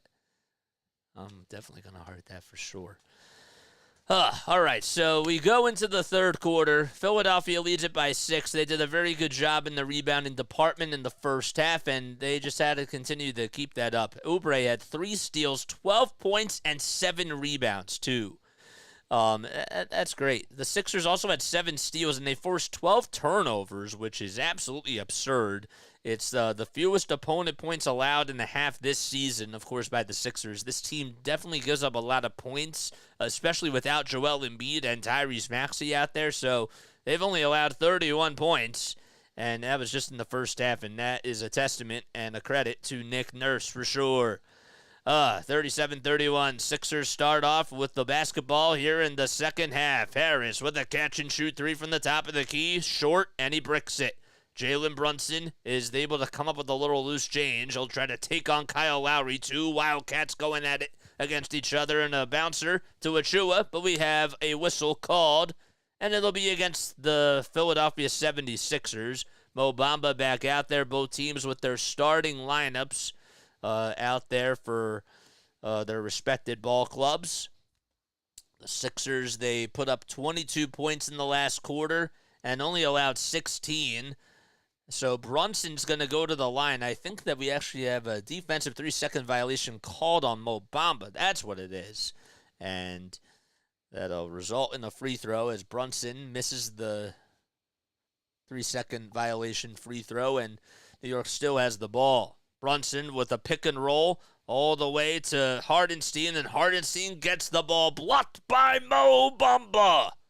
Bamba just came in down low like a locomotive and just was able to swipe it away and say, no, you can't get over there. You can't do that. Can't get underneath the rim, and you won't attack on me.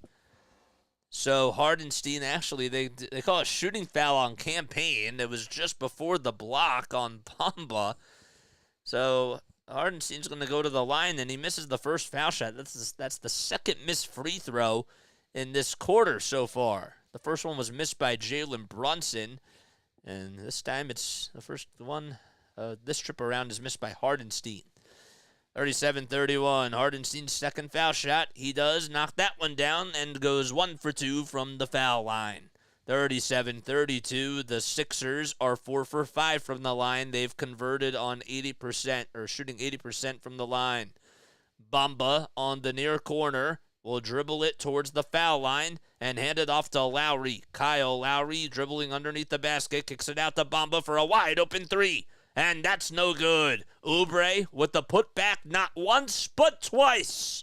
And he got the finger roll finish to go. Sixers up by 7 points, and we're under a minute into this third quarter. 11:03 left to be exact. The Sixers with 9 offensive boards, and they've done a very good job on the glass. Brunson, Euro step, kick out to Hart for 3 on the near corner, and that one goes in and out. Harris with the rebound, 4-on-3 basketball. Dante DiVincenzo almost stole it away. The Sixers swinging around the timeline. Oubre for 3. No. Harris with the putback, too strong. He actually tried to just volleyball tip it in, and Dante DiVincenzo says, I've had enough. Brunson to DiVincenzo on the near corner as the Knicks go from left to right and the Sixers go from right to left. Hardenstein to Brunson with a J from the lane, and that's good, and a foul too.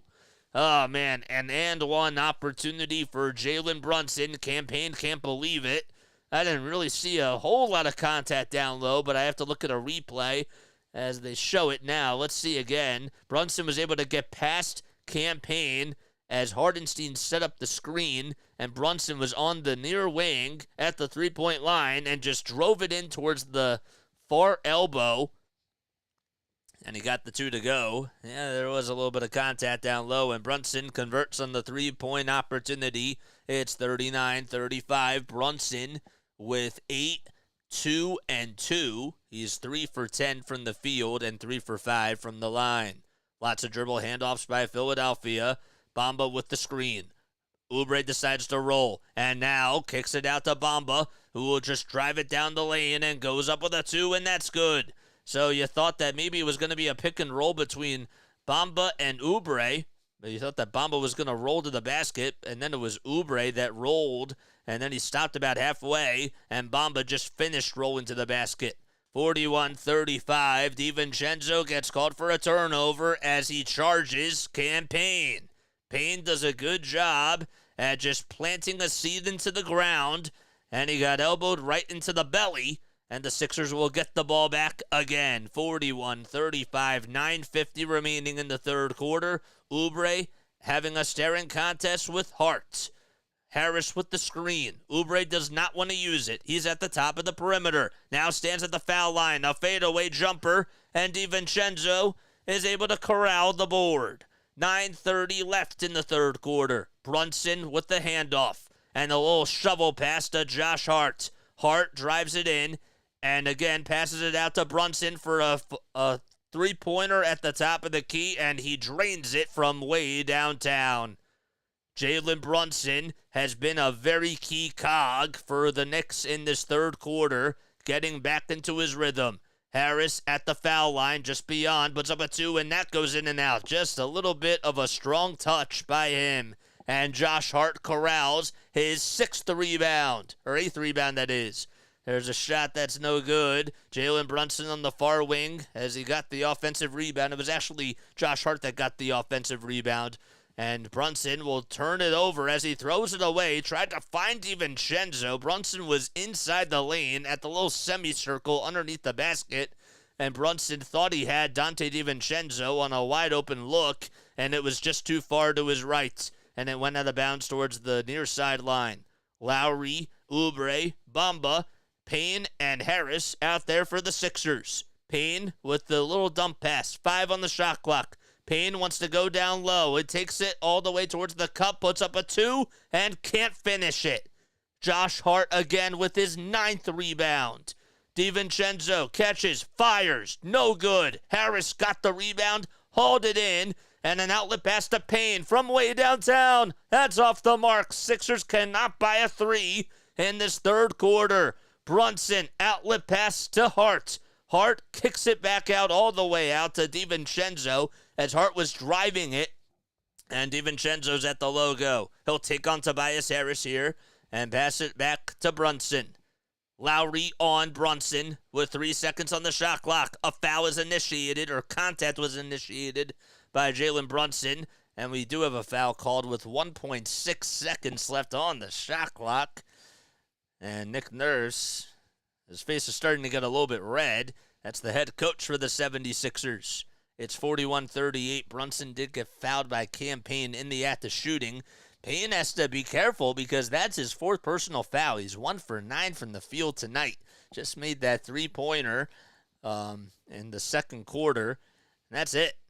He's not doing a good job providing in the scoring department. Brunson's first foul shot is good as gold.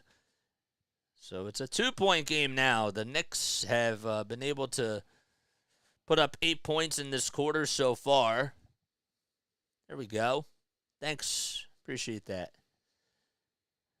Makes it 41-39. How about the Cleveland Cavaliers? They're down by 5 to Brooklyn in Cleveland. It's not something that you would expect, even with Donovan Mitchell and Darius Garland. Second free throw is good by Brunson. Jalen today has been very efficient in this third quarter, and now it's 14 points and 2 rebounds. He only had, I believe, about 5 or 7 points coming into this third quarter. 7:30 left in the third. Oubre catches, fires for three, and that's off the mark. Every time the Sixers go up with a three, they just have not been able to hit. The shots have not been falling. Brunson working around the screen. He's on the far elbow and goes up with a foul line extended jumper. No, Bamba tries to tip it out, and it's glanced into the hands of Achua. Achua to Hart on the near corner for three, but a traveling violation called on Precious Achua. That's, I believe, his second turnover of the day. Achua with 3 points and 7 rebounds. Let's see how many turnovers he does have. That's his third turnover. So Hart has 5, Brunson has 2, and 1, and DiVincenzo has 2. So that's what it is.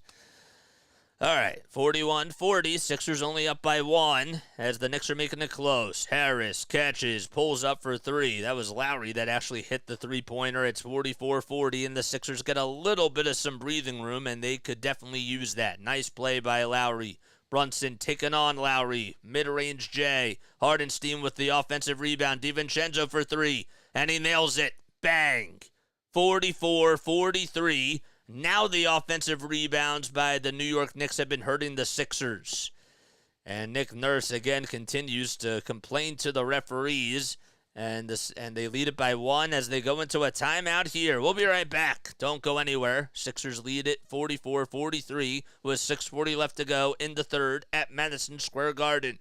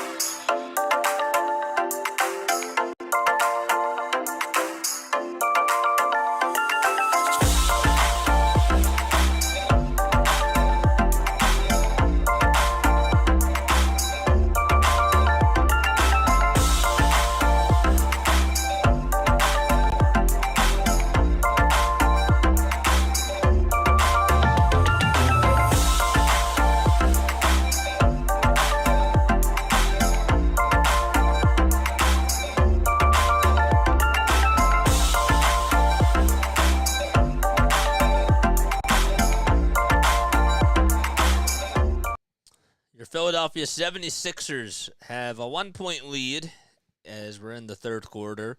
Almost halfway done. 6:40 left in the third to be exact. Jason Joseph here on Play-by-Play with JJ. Hit the thumbs up button and hit the subscribe button too. And that way you'll know when I go live if you have the bell icons turned on as well. This has nothing to do with the Sixers. I did just get a report. I'm sure that you guys have had this thing too, if you guys keep Twitter on your phone, but Adrian Wojnarowski, who is a ESPN insider for the NBA, just tweeted out, that the Houston Rockets, quote, their center Alperen Şengün was wheeled off the court after landing on his left leg and writhing in pain late in the victory over Sacramento. Şengün's had a tremendous season, and he's averaged 21.2 points per game, 9.4 rebounds, and 5 assists. That is, end quote. And that's a tough loss for them because he's one of their prime treasures, if you will, along with Jalen Green and some of the other young talents that they have. But that's a big loss, and the fact that he had to get carted off the field, that's just terrible. That's absolutely terrible, carted off the court. It's 44-43. The Sixers will try to respond here. Donte DiVincenzo just nailed a three-pointer from the far corner. Sixers will take it from right to left. Lowry, Hield, Reed, Oubre, and Batum out there for Philadelphia. Lowry gets the shovel pass. Reed gets the screen. And a little pick and roll from Lowry to Reed. Reed gets dumped down low and hauled by a lot of Knicks. And we have, I believe a foul is called. So Reed did lose it out of bounds, but a foul was called on Hardenstein. It is a shooting foul, so Reed's going to have to go to the line for 2 free throws. The 24-year-old from DePaul College was drafted by the Sixers as it was actually the second to last pick of the 2020 draft. So round 2, pick number 58, and he cannot hit the first foul shot. He's shooting 69.5% from the line throughout his career, but is shooting 74.5% from the line this season, which is pretty interesting. He does knock down the second foul shot, and he hits 1 out of 2 foul shots. He has 6 points tonight, Paul Reed that is, and also just 1 rebound. That's the thing that you don't like to see from Reed. Brunson got the ball loose and dribbles or kicks it out to Hart. It was a little hockey pass, if you will, to Hart. DiVincenzo on the drive. Runner, too short. And Buddy Hield with the rebound. Hield has to get going. Just 5 points for him. Lowry trying to take it down low. Dribble around the timeline. Got the ball knocked loose and stolen away by Josh Hart. Hart to Brunson. Brunson had a lot of space and he could have taken the shot, but instead he'll try to be the conductor. Brunson. Dribble handoff to DiVincenzo, who cuts back door and ties the game at 45 apiece. He got the reverse layup to go with the left hand on the left side of the baseline. 5:33 left to go in the third quarter. And now all of a sudden it's a tie game. Can the Sixers come up with a counterpunch? Oubre on the drive. Left-handed scoop is good, and they do. 47-45, back and forth we go at MSG. Brunson on the near wing, being guarded heavily by KJ Martin, that is. And we have a shot, a fadeaway, falling down jumper by Brunson, and he nails it. Man, he was off balance and just made it look so easy. Oubre on a little pick and roll to the basket, and Hardenstein gets called for a shooting foul. He tried to meet Oubre Jr. at the rim. Thought he had all ball. I thought he did too, but Oubre's going to go to the line. I'm interested to see if Thibodeau's going to challenge this. Hardenstein's looking up at the scoreboard saying, how can you not challenge this? There is a shooting foul called, and I can't tell if they call a timeout or not. Nope. Okay, so Oubre is going to go to the line. They will not challenge it at all whatsoever. And Kelly will try to give the Sixers the lead once again. 5 minutes left in the third to be exact. Oubre's foul shot. He hits it. And it's a 1-point lead for Philadelphia. The Sixers, they play the Knicks again on Tuesday night at MSG, and then they head to Milwaukee to play the Bucks. And after that, well, the schedule really doesn't get a lot easier. They do play Charlotte, and then they play Miami, though. And then not too far after that, they're on their West Coast road trip, and they'll play the Lakers, the Clippers, and the Phoenix Suns as well. 49-47, Philadelphia up by 2 as Oubre hits both foul shots. Brunson dribbles towards the left. Oubre trying to play defense on him. Screen gets set by Sims. Achua almost got his pocket picked. Brunson gets it back at the logo. 5 on the shot clock. Drop off dime inside to Achua, and Achua again gets called. Actually, he gets fouled by Paul Reed. So Reed commits the foul. It was a baby hook shot by Achua, and he just could not get the little baby hook to go, but he'll go to the line for 2. Precious Achua, former member of the Toronto Raptors, who was traded along with OG Anunoby in that big trade package. RJ Barrett was sent to the Toronto Raptors, and so was Quentin Grimes as well. What's up, Robin? How you doing, Robin? Thanks so much for coming on here. How in the hell did my team, the Heat, let the Wizards win? I have no clue. I'm focusing on this game. I don't even know, though. All right, second foul shot by Achua, and that one's good. 49-48, back to a 1-point game we go. 4:35 left in the third quarter. Achua with 4.6 rebounds and 2 blocks in this effort tonight. Buddy Hield catches, shoots from way downtown, and he hammers a 3 from another area code. 52-48, and that's important because you need Buddy the Fly from downtown. The Sixers just 5 for 22 from beyond the arc. Brunson passes it to Hart. Hart goes down the lane. Right-handed baby hook is good. And they respond, but the Sixers will take 3s over 2s. Harris with a handoff to Batum. Batum gets the handoff back from Buddy Hield. The Sixers working really quickly. Payne thought about taking the 3, but he'll take it down the lane, goes up with a 2, and he gets the friendly roll. The soft touch by Payne. That's his second bucket tonight. He was 1 for 4 from 3 and 1 for 9 from the field before that shot went up and in. And the Sixers are up by 2 possessions again. 3:30 remaining in the third. 10 on the shot clock. Brunson working from left to right. Kicks it out to Achua. 5 on the clock. Achua with a teardrop. And he got the floater to go. Man, the Sixers defense not stepping up in the post like they were in the first half. Harris to Batum. They play catch with each other. Harris gets it back. He'll roll towards the lane and kick it out to Hield for a wide open 3. He got it! Buddy Hield is taking over the third quarter. 3 minutes left to go, and now he's starting to cook. Brunson trying to answer back with a 3 of his own, and Batum corrals his miss. And another dribble handoff to Tobias Harris. Man, oh man, keep feeding the hot hand. Try to give it to Hield. Harris with a turnaround J from the near elbow. Oh my goodness, I don't know how he hit it, but he did. A hand was in his face. It was contested. The Sixers going on a little run themselves. And a timeout again called by Tom Thibodeau and the Knicks. 2:41 left in the third quarter. What a low-scoring game this is. This is wild. 59-52 with 2:41 left to go. That's wild. I'm so disgusted with the Heat, JJ. Hey, I'll tell you this. Bad losses happen, but I understand it was a home game. I get that, but we've had bad losses here for the Sixers, so I can understand the feeling, and I'm sure that you understand our pain. So it makes a lot of sense. I'm disgusted with the Heat, and you should be, because they should have beaten the Wizards. That was not, the Wizards were playing with house money, and that was a game that you probably should have won. For sure. Kuzma had 32 points on you guys. Wow. Butler had 23, but Kuzma was hot.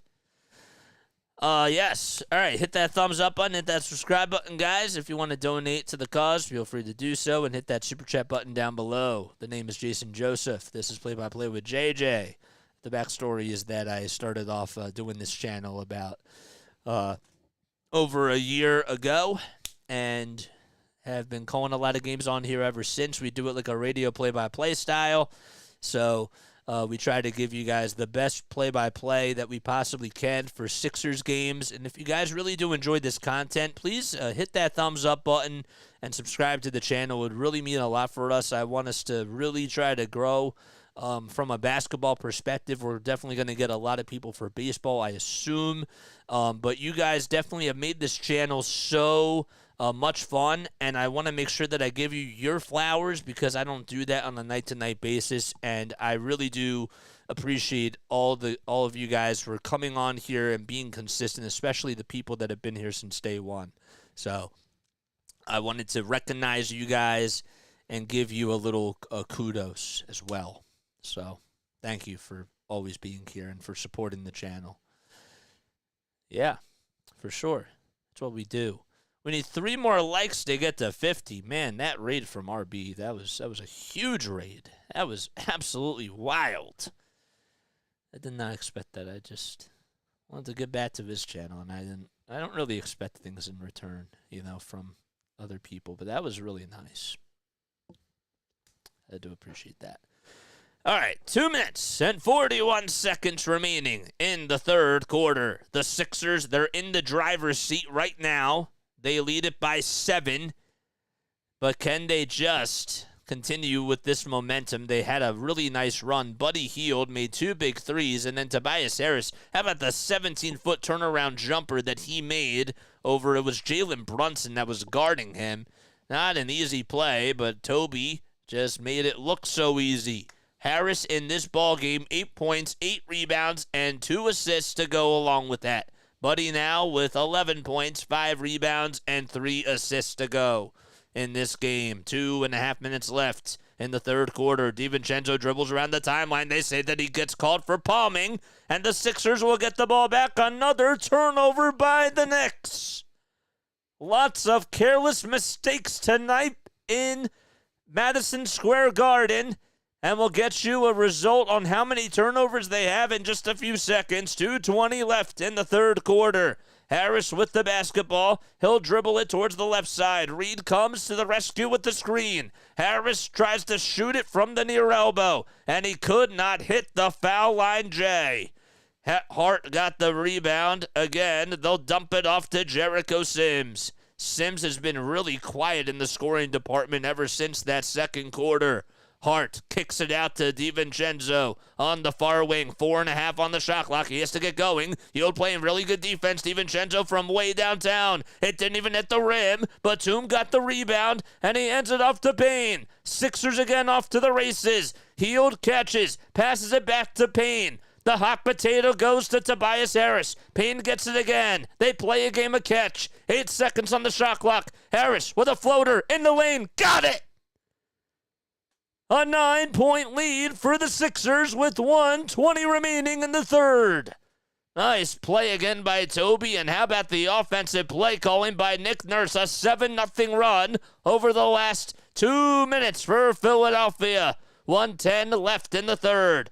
Precious Achiuwa trying to bully Harris down low. The shot goes up. It's swiped away by Reed and goes out of bounds. Paul Reed with the beautiful block. 5 seconds on the shot clock, and Paul Reed making a stance on defense. First, you get the little baby floater by Toby on the offensive side, and Reed comes back with a nice defensive effort. Bojan Bogdanovic gets the inbound. He cuts towards the basket and gets the finger roll finish to go. Paul Reed was just a step away, or a half a step away from blocking it. 61-54. Hield hands it off to Toby. Harris being guarded by Hart. 2 HARs going at it. All right, Harris hands it off all the way to Payne. 2.5 seconds on the shot clock. Reed has to go up with a little floater, and he banks it in. But they won't count the shot because there were 2.5 seconds on the shot clock, and actually time expired when he put it up. The Sixers, can they challenge this, though? I don't know. 37.2 seconds left. Paul Reed just banked it in somehow, some way, but they can't. They decide not to challenge it. All right, McBride going into the lane. It's swapped away again by Reed. Unfriendly bounce, though. Sims comes back up with it and throws it down for a two-handed flush. 61-56. Sometimes it just gets a little bit unlucky, and it's about where the ball lands. It's like baseball in that sense. Campaign at the logo. 5 seconds separating the shot clock from the game clock. He dribbles over towards the right. He'll try to take it all the way towards the lane. The two-point shot is good as he got the underhanded scoop to go on the right side of the baseline. 6 seconds left on the game clock. McBride on the near wing. Tries to put up a shot. Buddy Hield blocks it. Dante DiVincenzo comes back up with it, and the shot's up, and that's no good. That's going to do it. We go into the fourth quarter. The Sixers lead it by 7 points. Both teams playing very physical, and the Sixers have the upper hand. I'll be right back. See you soon.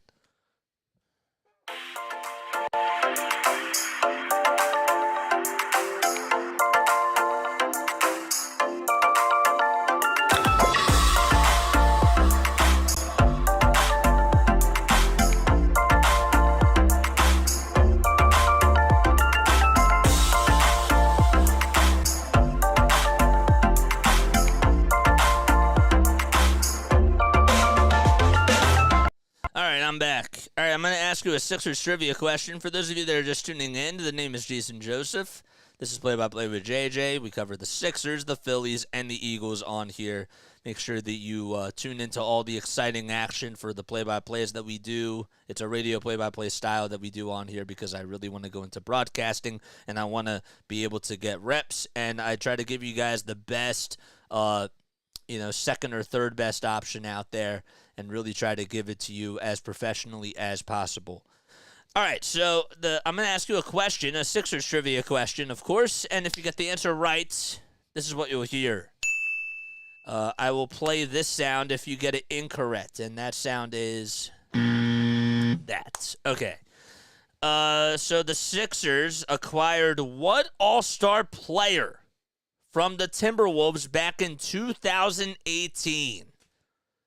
Which all-star player did the Sixers get from the Minnesota Timberwolves back in 2018? That's all I'm going to say. I can't say much more. I don't want to give it away. All right, that's the trivia question. Ryan Rose says Butler, and that is... I almost thought about playing the other one, but you are correct. Yes, they got Jimmy Butler. Do you remember what the trade was for Jimmy Butler? I remember it. It was, I'll give you a second. If somebody wants to answer it, I'll give you a second. If you remember what the exact trade was, there's a bonus for you guys. Somebody remembers it, I would be very impressed. I remember it. But yeah, take your time. We'll take an answer if you remember what the exact trade was and how it all went down. Jeff Taser says Jimmy Butler. That is correct. Yes, Ryan Rowe got it right before you did. But yes. So if you guys remember, the trade was they got rid of Robert Covington and Dario Saric for Jimmy Butler, but they also got James, the backup center. It was a backup center for the Sixers. It was, why am I blanking out on who it is now? I just had it. Sixers trade Butler and James.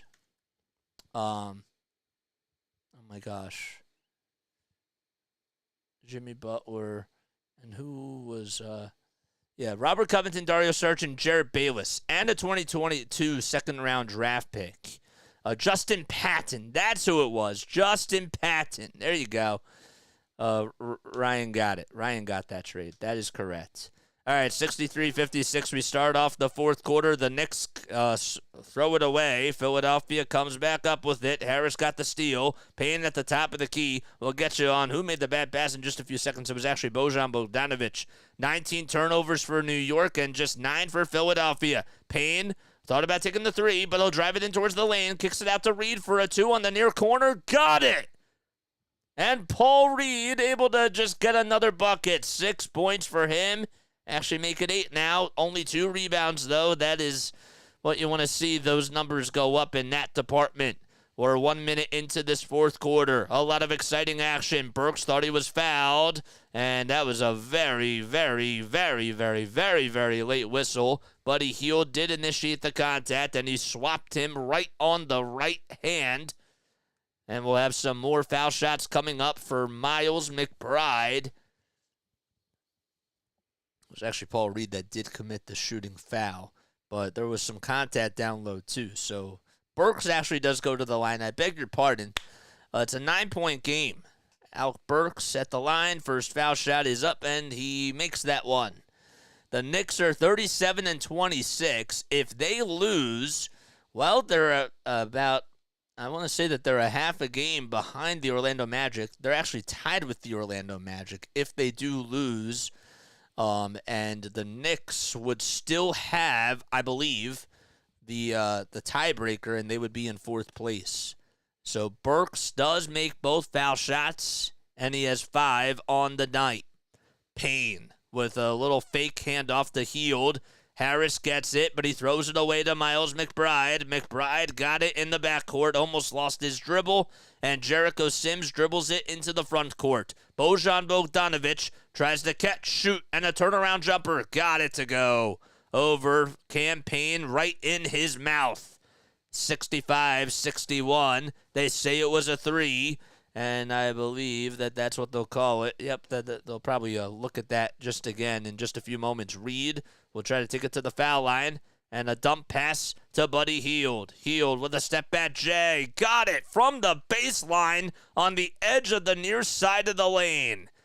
And it's a 6-point ball game with exactly 10 minutes to go in the final quarter. A low-scoring game between two teams that are undermanned and have been really hit hard by the injury bug. Batum fighting for the loose ball. Bojan Bogdanovic comes back up with it, finds Josh Hart on the near wing. Pump fake, step back 3. No good. Reed corrals the miss. And that's just his 3rd rebound of the game, but he just hugged it on in. Hield to Payne on the near corner. Payne kicks it out to Batum. One more to Harris for a 3.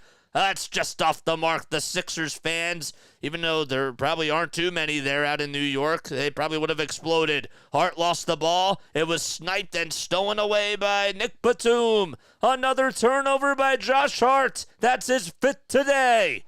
Harris on the low block. Double team coming. Bounce pass to Payne for 3. Off the mark again. Batum volleyballs it out to Hield for a wide open 3.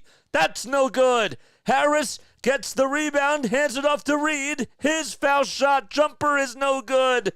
He was actually underneath the basket and could not tip it in. It goes out of bounds. And the Sixers, they had 3 attempts to try to score. They just could not do so.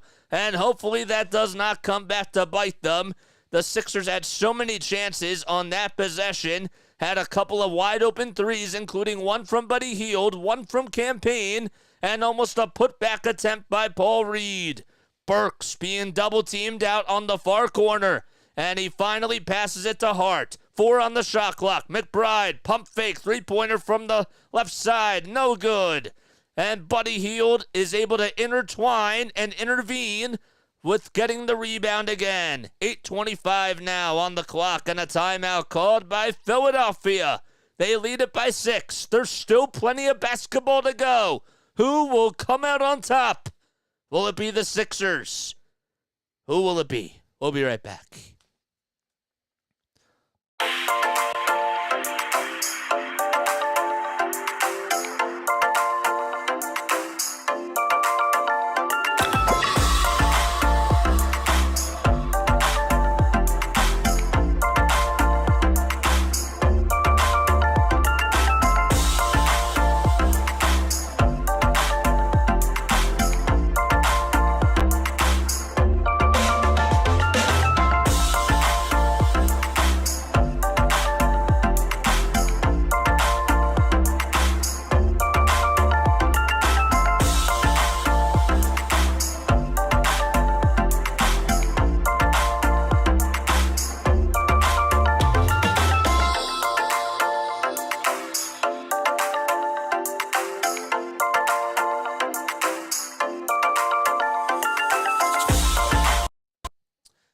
We need 16 more of you to hit that subscribe button and get us to 1,800 subscribers. If you guys are new, make sure you guys hit the thumbs up button and also turn on those bell icons. We have some final scores to go over with you in regards to the NCAA Men's League and NCAA Women's League.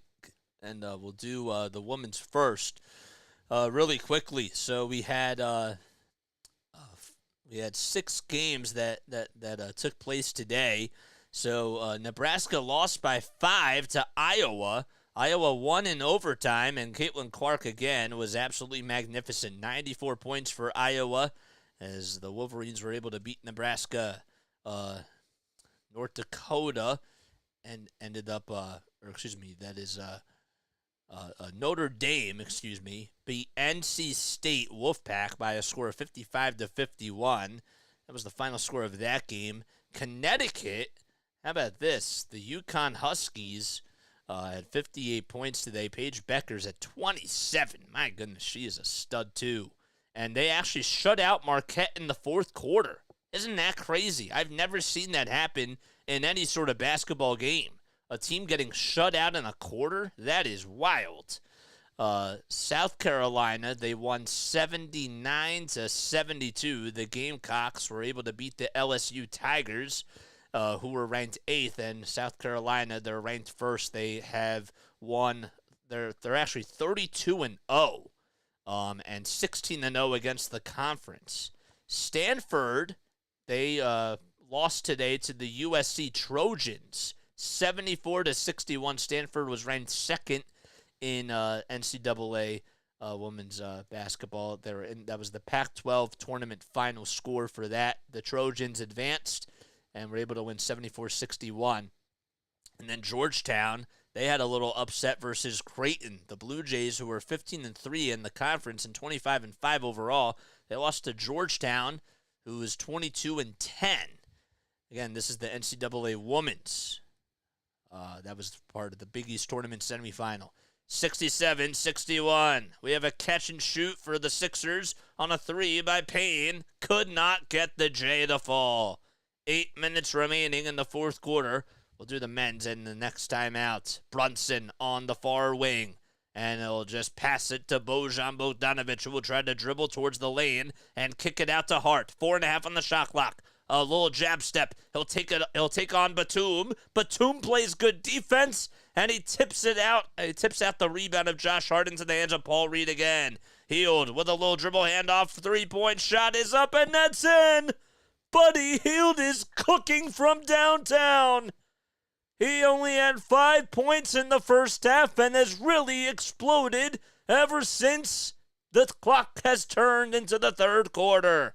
Brunson with a 2. Could not get the friendly bounce. Time stood still for a couple of seconds as it rang around the Rosie. Hart with the offensive board. Comes up with the glass. And a handoff to Sims. The runner. It's too strong. And Batum says, I've had enough, and I'll grab the rebound. A 7-0 run by Philadelphia. Hield gets called for the charge as he pushed off Jalen Brunson. And Brunson went tumbling down. Buddy Hield, he's stumbling just a little bit, hobbling. That's not a good sign. 7:04 left to go in the fourth quarter. He's been a very big major impact in the shooting department for the Sixers in this second half for sure. Really, he's been absolutely outstanding from beyond the arc. He is now going to come out of the game, and I think he's going to go towards the tunnel, and that's what is going to happen, so that's not good. It's 70-61, Sixers up by 9. Hopefully that does not hurt the Sixers because he was really cooking. Sims on the far elbow. Finds Brunson cutting towards the basket and a whistle called. Hield did not go to the tunnel. He looked like he was going towards the tunnel, but he goes over towards the trainer, and he's getting checked out. So I want to see a replay of this. I think that he got crossed up with Jalen Brunson, and Brunson's left or right foot just landed on Hield's right foot. Oh, that's not cool. Not intentional or anything, just unfortunate. Brunson gets the dribble handoff from Bojan Bogdanovic. The ball gets swatted away and blocked by Paul Reed again. That's his third block of the game. Harris with a shovel pass to Lowry. Lowry at the top of the key. 15 on the shot clock. The Sixers will reset. Harris on the far wing. They go from right to left. Harris wants to conduct the offense. Tells the team to go down low. He'll kick it out to Payne. 3 on the shot clock. 3-point shot is up, and he stepped out of bounds. Man, oh man, that is not a good. That was not good by Payne at all. You have to watch your footing. You stepped out of bounds over towards the far corner, and Hield trying to extend that foot. That's what he's doing, so he does not go back to the tunnel. He had 11 points in the second half so far, just 5 in the first, and that was just in the first quarter. He had a donut in the second, which is equivalent to 0. 6 minutes left to go in the fourth quarter. A 9-point game. It's 70-61. You heard that correctly. DiVincenzo on the drive. Initiates the contact. The whistles remain silent, and the shot's up and in. Well, it's a 7-point game now with about 5:45 remaining in the fourth quarter. Still plenty of basketball left to go. Payne working all up against Dante DiVincenzo, who was in his wheelhouse. He'll try to pass it out to Reed, and the ball gets deflected off the hands of DiVincenzo and goes out of bounds towards the near baseline. 5 on the shot clock, 5:36 remaining in the fourth quarter. And the Sixers have really got to get up a shot here. Oubre's tying his shoes as the ball is inbounded to Lowry. Lowry back to Payne. Payne to Lowry with 1.5 seconds left. A 2-point shot's up, and Lowry's shot's no good. Paul Reed tried to tip it up, and it went into the hands of Josh Hart. I can't believe Oubre was tying his shoes as soon as the ball was inbounded. DiVincenzo with a far wing 3. That's way off the mark. It didn't even hit the rim. Reed trying to fight for the rebound. Payne took a tumble towards the deck, and that was away from the play at hand. Precious Achiuwa is the one that's called guilty for committing the foul. Batum will step back in for campaign now. The Sixers lineup, it's Harris, Lowry, Oubre Jr., Batum, and Reed. And for the Knicks, it's Achiuwa, Brunson, Hart, DiVincenzo, and Bojan Bogdanovic. Payne will take a seat. 5:15 left in the fourth quarter. If you guys are new, make sure you like and subscribe and turn on the bell icons. DFJ, what's going on, man? All right. Kyle Lowry dribbles with the left hand, a little crossover towards the right side. And a handoff again to Batum. Batum throws it to Oubre. It was almost intercepted by Donte DiVincenzo. A fadeaway jumper by Oubre, and he's fouled. Another late whistle by these refs. And now the Sixers will get some more free throws going. I love what the Sixers are doing on the offensive side, especially in this fourth quarter, because they are just running downhill. Brunson, I think that if the Knicks decided to challenge that, Brunson's feet looked like they were set, so technically that could have been a charge. But would that have been called before the foul by Bojan Bogdanovic? I don't know. Probably not. Oubre is not able to make the first foul shot. Sixers still up by 7. It's been a little bit of a stalemate between both these teams over the last 3 minutes or so. The second foul shot is just a little short. Reed pokes it into the hands of Achiuwa. Brunson dribbling and leading the offensive charge for New York. And now Brunson wants to take on Batum. Brunson kicks it out to Hart for a wide open 3, but we have a foul called. Jalen Brunson was the instigator, and Batum, did Batum get called for the foul? Yes, he did. Nico just has 2 personal fouls, or 1 personal. He still doesn't have any points on the board, but I will say this, 5 rebounds, 3 assists. His defense has been really solid against Jalen Brunson. And again, that's like he's kind of been ever since Joel has been out, kind of like that PJ Tucker role type of a guy, where he's not going to give you a lot on the stat sheet, but it'll impact the game in other ways. Brunson with a skip pass all the way to Achiuwa. Achiuwa hands it off to Brunson. Pick and roll action. Achiuwa with the little roller. No. Reed got the rebound. He had to watch his footing, and Harris could not hang on to it as it goes out of bounds. And we'll say that it's Sixers basketball. Reed tried to save it, and I thought it went off the hands of Harris. Let's see. Hardenstein, yep, he got a little piece of it at the very last second. I couldn't see that initially. All right, Oubre trying to drive it in towards the lane. He wants to score. Isaiah Hardenstein says no and comes up with a clean steal. Hart trying to take it all the way from coast to coast. Achiuwa got the rebound, and he fights through the double team as he just comes up with it between Reed and Batum. Now a triple team comes as Donte DiVincenzo has to try to go up with Oubre, and we have a lot of physical action going on between both teams. Paul Reed and Hardenstein were going at it. Oubre got grabbed on by the leg by DiVincenzo, and now a lot of whistles as both players from both sides have to be separated. DiVincenzo is going over towards the bench. He just grabbed onto Oubre's leg. I didn't see what else happened, but man, both teams were just having some physicality, and that's where the rivalry comes. Nick Nurse trying to calm Oubre Jr. down as he pulls him over towards the side. And now, I'm sure that we're going to have a lot of calls here, and we're going to be going over towards the scores table to see what exactly happened and what the results are going to be. So Oubre tried to get Dante DiVincenzo on the rebound, and DiVincenzo just hauled in both of Oubre's legs, and Oubre took a seat. He just tripped up, and then Batum Harris and a couple of other Knicks players just came over to try to dispute this little excursion between both of them, and one of the refs had to separate everybody from that little action. Man, oh man, it's getting really feisty here at MSG. 4:04 left in the fourth quarter. That definitely caught me off guard, but we will go over towards the scores table and I'm sure have some more calls here. So Oubre, he got called for a personal foul. That was just really unnecessary by Dante DiVincenzo, unless there was something else that I didn't see that went on from a different replay angle that Oubre did while Dante was on the ground initially. But DiVincenzo just literally bear hugged both of Oubre's ankles and caused him to trip, and that's pretty excessive and unnecessary, if you ask me.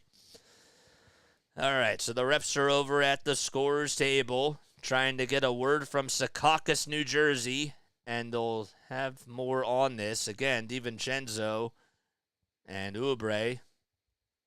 There was nothing. I couldn't see Oubre trying to, injure another part of his body or whatnot, but DiVincenzo just went right at him. I mean, just pretty aggressive stuff.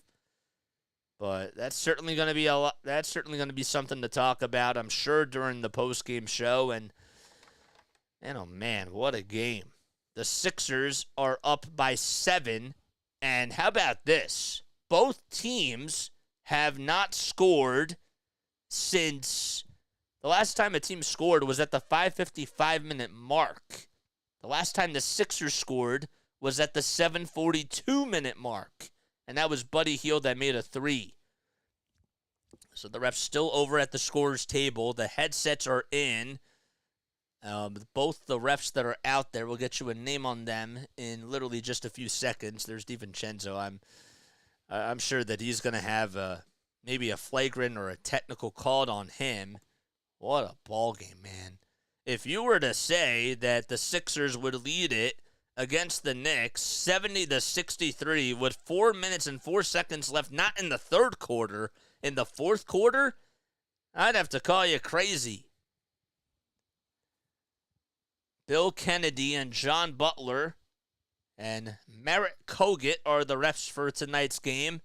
Kogut and Butler were over at the scorer's table trying to get a word in from Secaucus, New Jersey. There's Kelly Oubre Jr., The Sixers, actually both teams get a free timeout here, and that certainly would help them. Now they're all talking things over. There's no headsets on from any of these refs here. There's John Butler, who's in his 5th season as an NBA referee. Went to high school in San Diego and graduated from Grand Canyon University. So let's see what the call is, or what the calls are going to be for this little excursion that happened between both teams. Okay, so let's see here. I'm a little confused. Oubre got called for a personal foul. All jokes aside, not sure why DiVincenzo does that. Oubre went for the ball, accidentally hit his head. Doesn't mean you get to tackle the guy. So Oubre, oh yeah, okay, now I see. He did hit his head a little bit. It was not intentional, but Paul Hudrick did a good job at making a statement on that. Yep, Oubre, he did hit his head just a little bit, but there was no malice. There was nothing excessive about that. So Hardenstein got called for a technical foul, and then there was a double tech on DiVincenzo and Reed, so the Sixers will have Harris and elect him to go to the line. So the double techs cancel out, and Hardenstein's technical foul was called, so that's how the Sixers have a free throw shot. Harris misses the tee foul shot, and the Knicks still have possession of the ball. 4:04 left in the fourth quarter in what has been a dicey game between these two teams. They play again against each other on Tuesday. Same place, different time. Brunson with a catch-and-shoot three on the near corner. Off the mark. Lowry with his miss. Kyle Lowry with 5 points, 3 assists, and 2 rebounds. Oubre with the basketball, standing over at the logo. Josh Hart is his tag. He is on him, all in his wheelhouse. Harris on the far wing. Another find to Oubre, who digs it out to Reed for three on the near corner. He got it! B-Ball Paul with his second three on the day. Man, that is cash every time you leave him wide open. Brunson with the foul line floater. That's good, and he's fouled. And he tries to match Paul Reed as he goes to the line for the old-fashioned three-point play. The Knicks are also in the bonus, and Reed gets called for foul number 3. So Brunson's 8-foot floater, again, that's just a work of art. A guy that you just don't know if he's either going to pass. He's a pass-first type of a point guard, but he can shoot and he can make plays for himself. You just never know what he's going to do, and that's why he's an all-star this year. The free throw is good. A guy that used to play with Luka Doncic and played on the Dallas Mavericks to start off his career. Got signed by the Knicks a couple of seasons ago and has 19 points tonight. It's a 7-point game.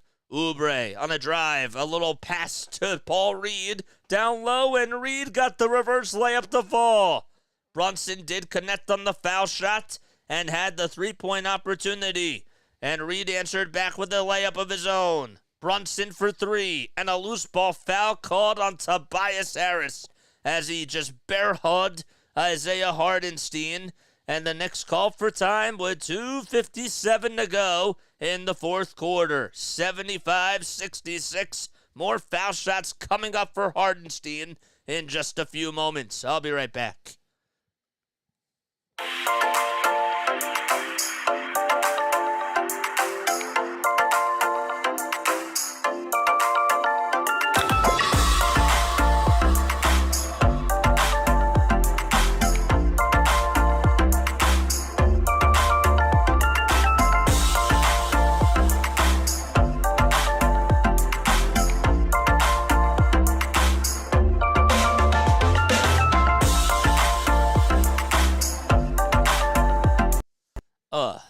I wanted to make sure that I thanked RB, and I wanted to also make sure that I thanked PAS, PAS for the Dixon Way for rating us. Oh my gosh, I'm so sorry, PAS. I got mixed up a little bit. The Dixon Way for rating us. I wanted to thank you guys both, and again for all of you that are here. The name is Jason Joseph. This is Play by Play with JJ. Hit that thumbs up button and hit that subscribe button. Ben Bot's here. What's up, man? Let's go. 76ers finish this game and win. Sixers basketball with 100% and the eyes emoji. Love that. PAS says both get 5 for fighting. Oops, wrong sport. How about WrestleMania coming to Philadelphia? That's crazy. It just made me think about that. I changed the topic a little bit. That's just what I was thinking of. But yes, that's funny. It is the wrong sport, but that's okay. We like a little bit of some drama and action, and again, that's what makes the sports world go round. It really does. You like some back and forth bickering and those types of things. So it's great. It is really awesome.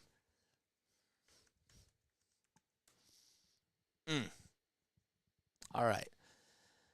If you guys are new to the channel, make sure you like and subscribe and hit the bell icon too, and that way you'll know when I go live. Hopefully you're all doing well and having yourselves a very, very fantastic day. Yes. All right. What is going on here? That's not cool. I'll have to pull it up on my phone. Okay. Well, that's too bad. But yeah, all right. 2:57 left in the fourth quarter. And there's Nick Nurse. So the Knicks called the timeout. Again, Tobias Harris got called for a loose ball foul, and Hardenstein will be going towards the charity stripe, and he'll shoot 2 free throws here. 18 games remaining after tonight for the Sixers. 11 of them will be played on the road. 7 of them will be at home. 10 left versus the East and 8 left versus the Western Conference. So that's going to be really, really wild. The next Sixers game will be played on Tuesday night at 7:30 against the Knicks again. And actually, Achua is going to go to the line. He was the one that was fouled. So it's not Hardenstein, and Achua knocks down the first foul shots. It's 75-67. The Knicks still hanging on by the skin of their teeth, and it's a 7-point game as Precious Achiuwa knocks down both free throws. Once again. It's 2:50 left to go, again in the fourth quarter. Reed gets it down low, and another foul called on Hardenstein. He has to be careful. That's his third. I mean, there's still plenty of time left, but you can't really give away any sort of free-for-alls, if you will, if you're the Knicks. But the Sixers will take that. The Knicks did have a foul to give, so that's a good thing for the Sixers. That's a good thing for the Knicks. Oubre got the inbound, and they'll try to work up against Dante DiVincenzo. How about a little screen set by Lowry? 5 on the shot clock again. Oubre at the top of the key. Double team comes. He tries to part the Red Sea. The shot goes up. It's blocked by Hardenstein, and a shot clock violation called against the Sixers again. That is just crazy, and the Sixers again have not scored in literally 5 minutes of game time. It's been a very long time since they have put up numbers on the board. It's 75-68. The last shot was made by Buddy Hield. Actually, I apologize because Paul Reed did make a bucket before. All right, here we go. Brunson at the top of the perimeter. Drives over towards the right side. Stops at the foul line extended. Passes it out to Hart for a wide open 3, and now it's a 4-point game. Well, Josh Hart able to hit a clutch 3. And it's 75-71. The Sixers have got to play better on the defense. Lowry wants to try to kill the clock. 2:05 left in quarter number 4. The Sixers are up by 4. Lowry with a step back 3 from the near wing. Wide open. Got it. But they won't count the bucket, or will they? They did not put a 3 on the board. I can't tell what's going on, but there was a whistle called. They do count the 3. It's 78-71. That was a little bizarre. The ref made a signal that say not count the bucket, but they do count it. 1:55 left to go. I thought he said don't count it because it was an unorthodox inbound. Brunson gets it on the near side. 12 seconds on the shot clock. Brunson gets it back from Achiuwa. A handoff to Josh Hart, and Hart's little Euro step is good as he gets the layup to go. Some ballet moves and some fancy schmancy moves by Josh Hart. 1:30 remaining in quarter number 4. Lowry and Brunson, 2 Villanova Wildcats going at it against each other at the same position as their counterpart. 5 on the shot clock. Lowry with a foul line jumper. Too strong. And hauling in the rebound is Achiuwa. 1 minute and 14 seconds left to go. Brunson controlling the tempo. Being the maestro. Pulls up for 3. And he bricks it. Harris got the rebound. It didn't even hit the rim. 1 minute left to go. Harris and Lowry playing catch. And now 58 seconds to go. And Harris gets it past the half-court mark, and a timeout immediately called by Nick Nurse. Again, 78-73 with exactly 56.2 seconds left. And we'll be right back for the final minutes of this ball game.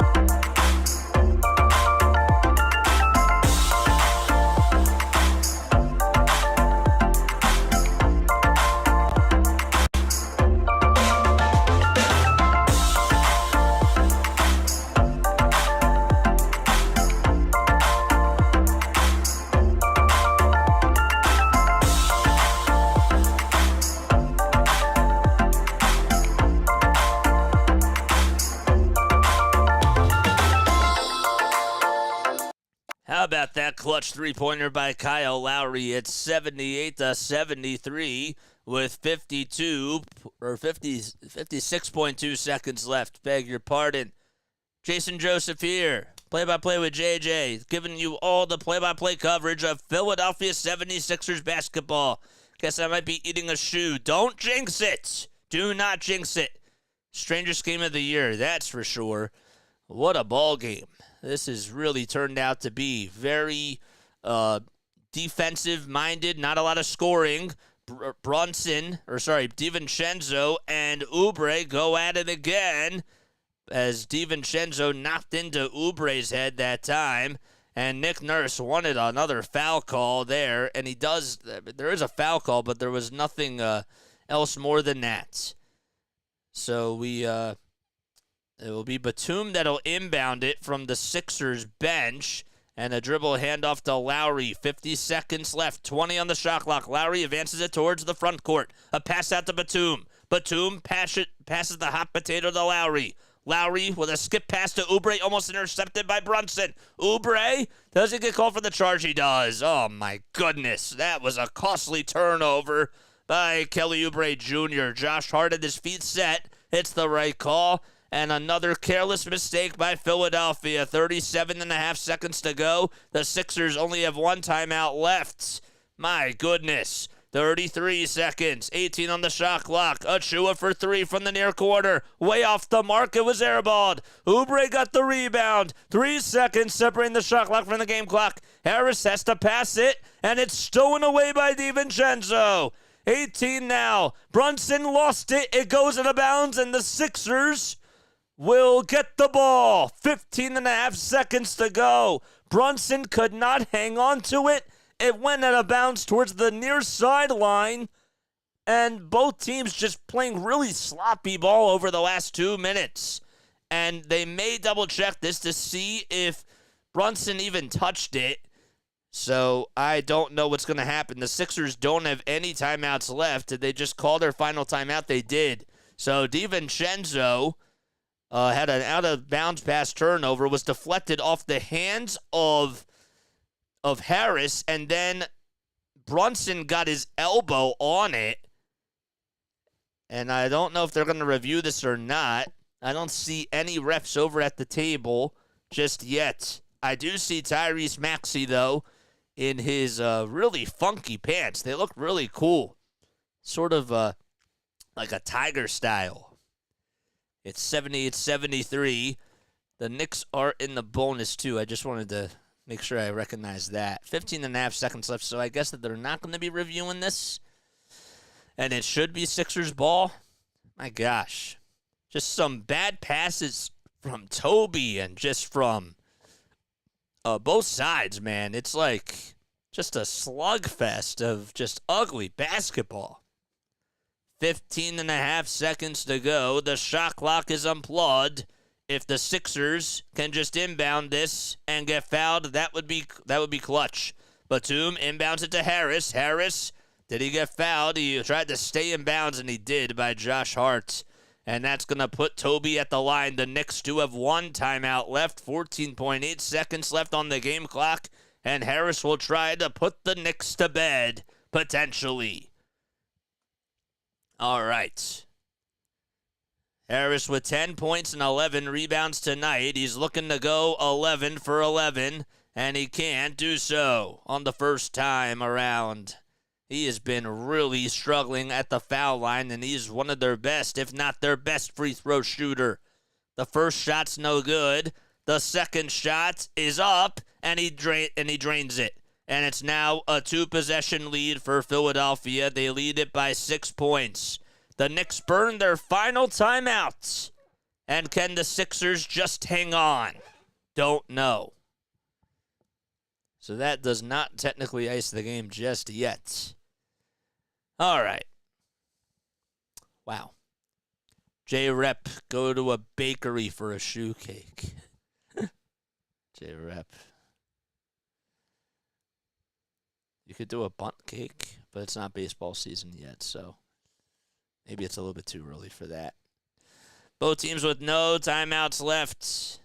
Oubre had 18 points tonight. Buddy Hield had 16. Hield did not come back into the game. He did not go to the locker room as far as what I saw, but thought maybe he was originally, but he was grabbing onto that right ankle, I want to say. He left the game with an injury. I'll put it like that. Okay, 79-73. Philadelphia looking to hang on and try to get the W here. Bojan Bogdanovic comes in for the Knicks. It's Achua, Hardenstein, DiVincenzo, and Burks all out there. Actually, it was Josh Hart. Tobias Harris, Kyle Lowry, Kelly Oubre Jr., Nick Batum, and Paul Reed out there for the Sixers. Brunson inbounds it and hands it off to Bogdanovic. Bogdanovic back to Brunson. Brunson with a layup. Heads up. That's no good. Offensive rebound by DiVincenzo. Wait on the shot clock. That's no good either. That was on the game clock. And Harris comes up with a rebound. And finally, the Sixers get the W. They end a 3-game losing streak and will be back in action against the Knicks on Tuesday night. But first, we got to celebrate. Let's go. All right.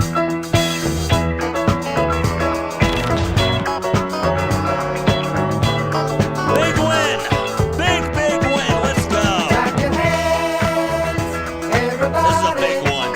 For Philadelphia, 76ers. Stomp your feet, everybody. For Philadelphia. Love it. 76ers, here they come. Philadelphia, on the run. Stand up and cheer.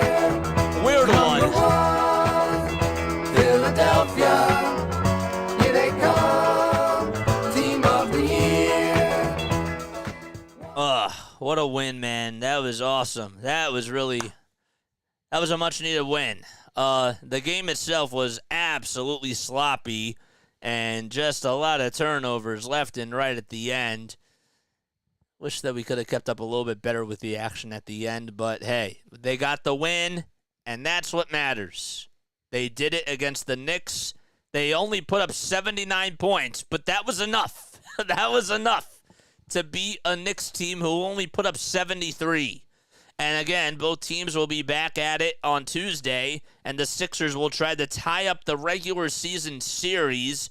And again, that's huge because if they do tie the Knicks in the standings, that would be maybe they don't get the tiebreaker, or maybe they do. But of course, if the Knicks do win on Tuesday, then that cancels that out. So we'll pull up the standings for you guys right now and have you all take a look at where the Sixers are in the standings. So, without further ado, I will put that up right now.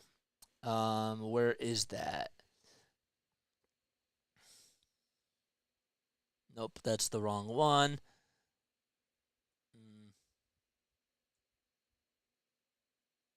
That's the right one. There we go. Okay, so here are the standings for you guys. We're going to put that up right now.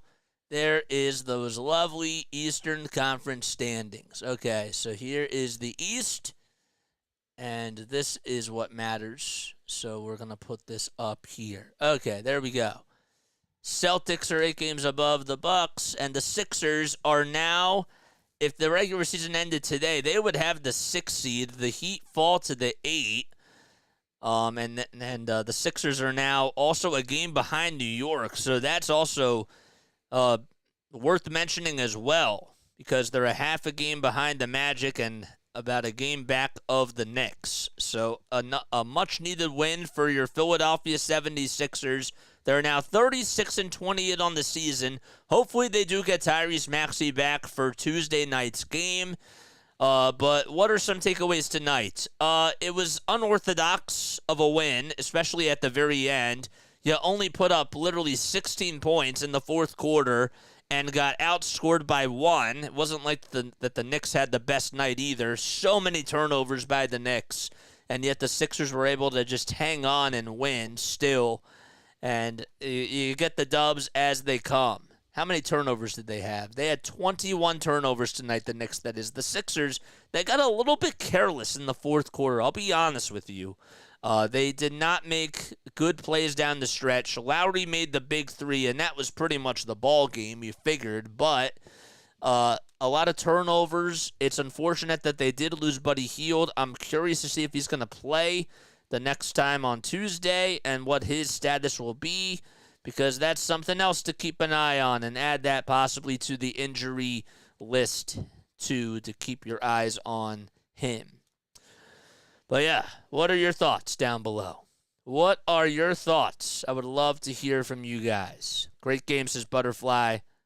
Good job, Katie. Another fine game by JJ, says William McKay. One word to describe this game, I will say wonky. I'll say wonky. That's what I'll say.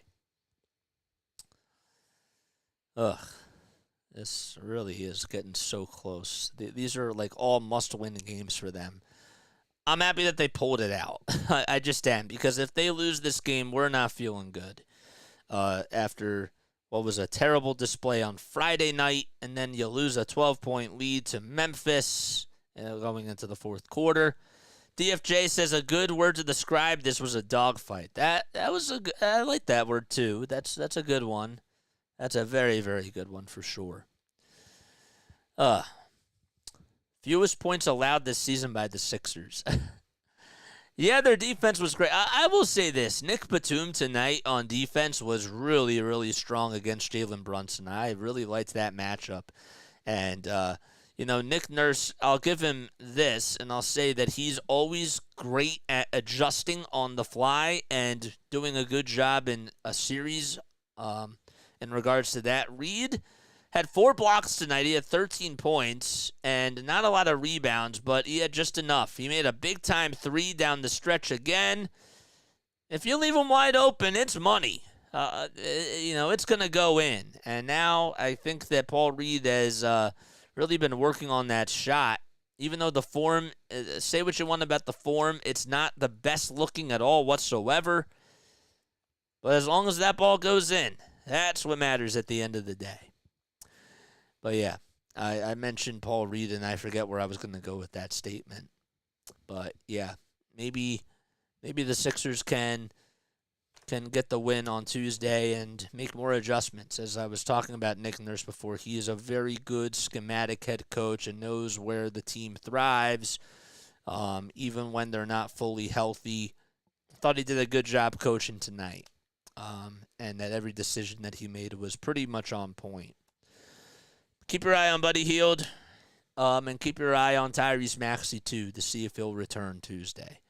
Love you guys, and I'll catch you all on the next one. Have a good night, Lila Tove, and don't let the bedbugs bite. See you on the next one, Tuesday night at 7:30 p.m. Eastern Time, back at MSG. Can't wait for the second time that these two teams are going at it.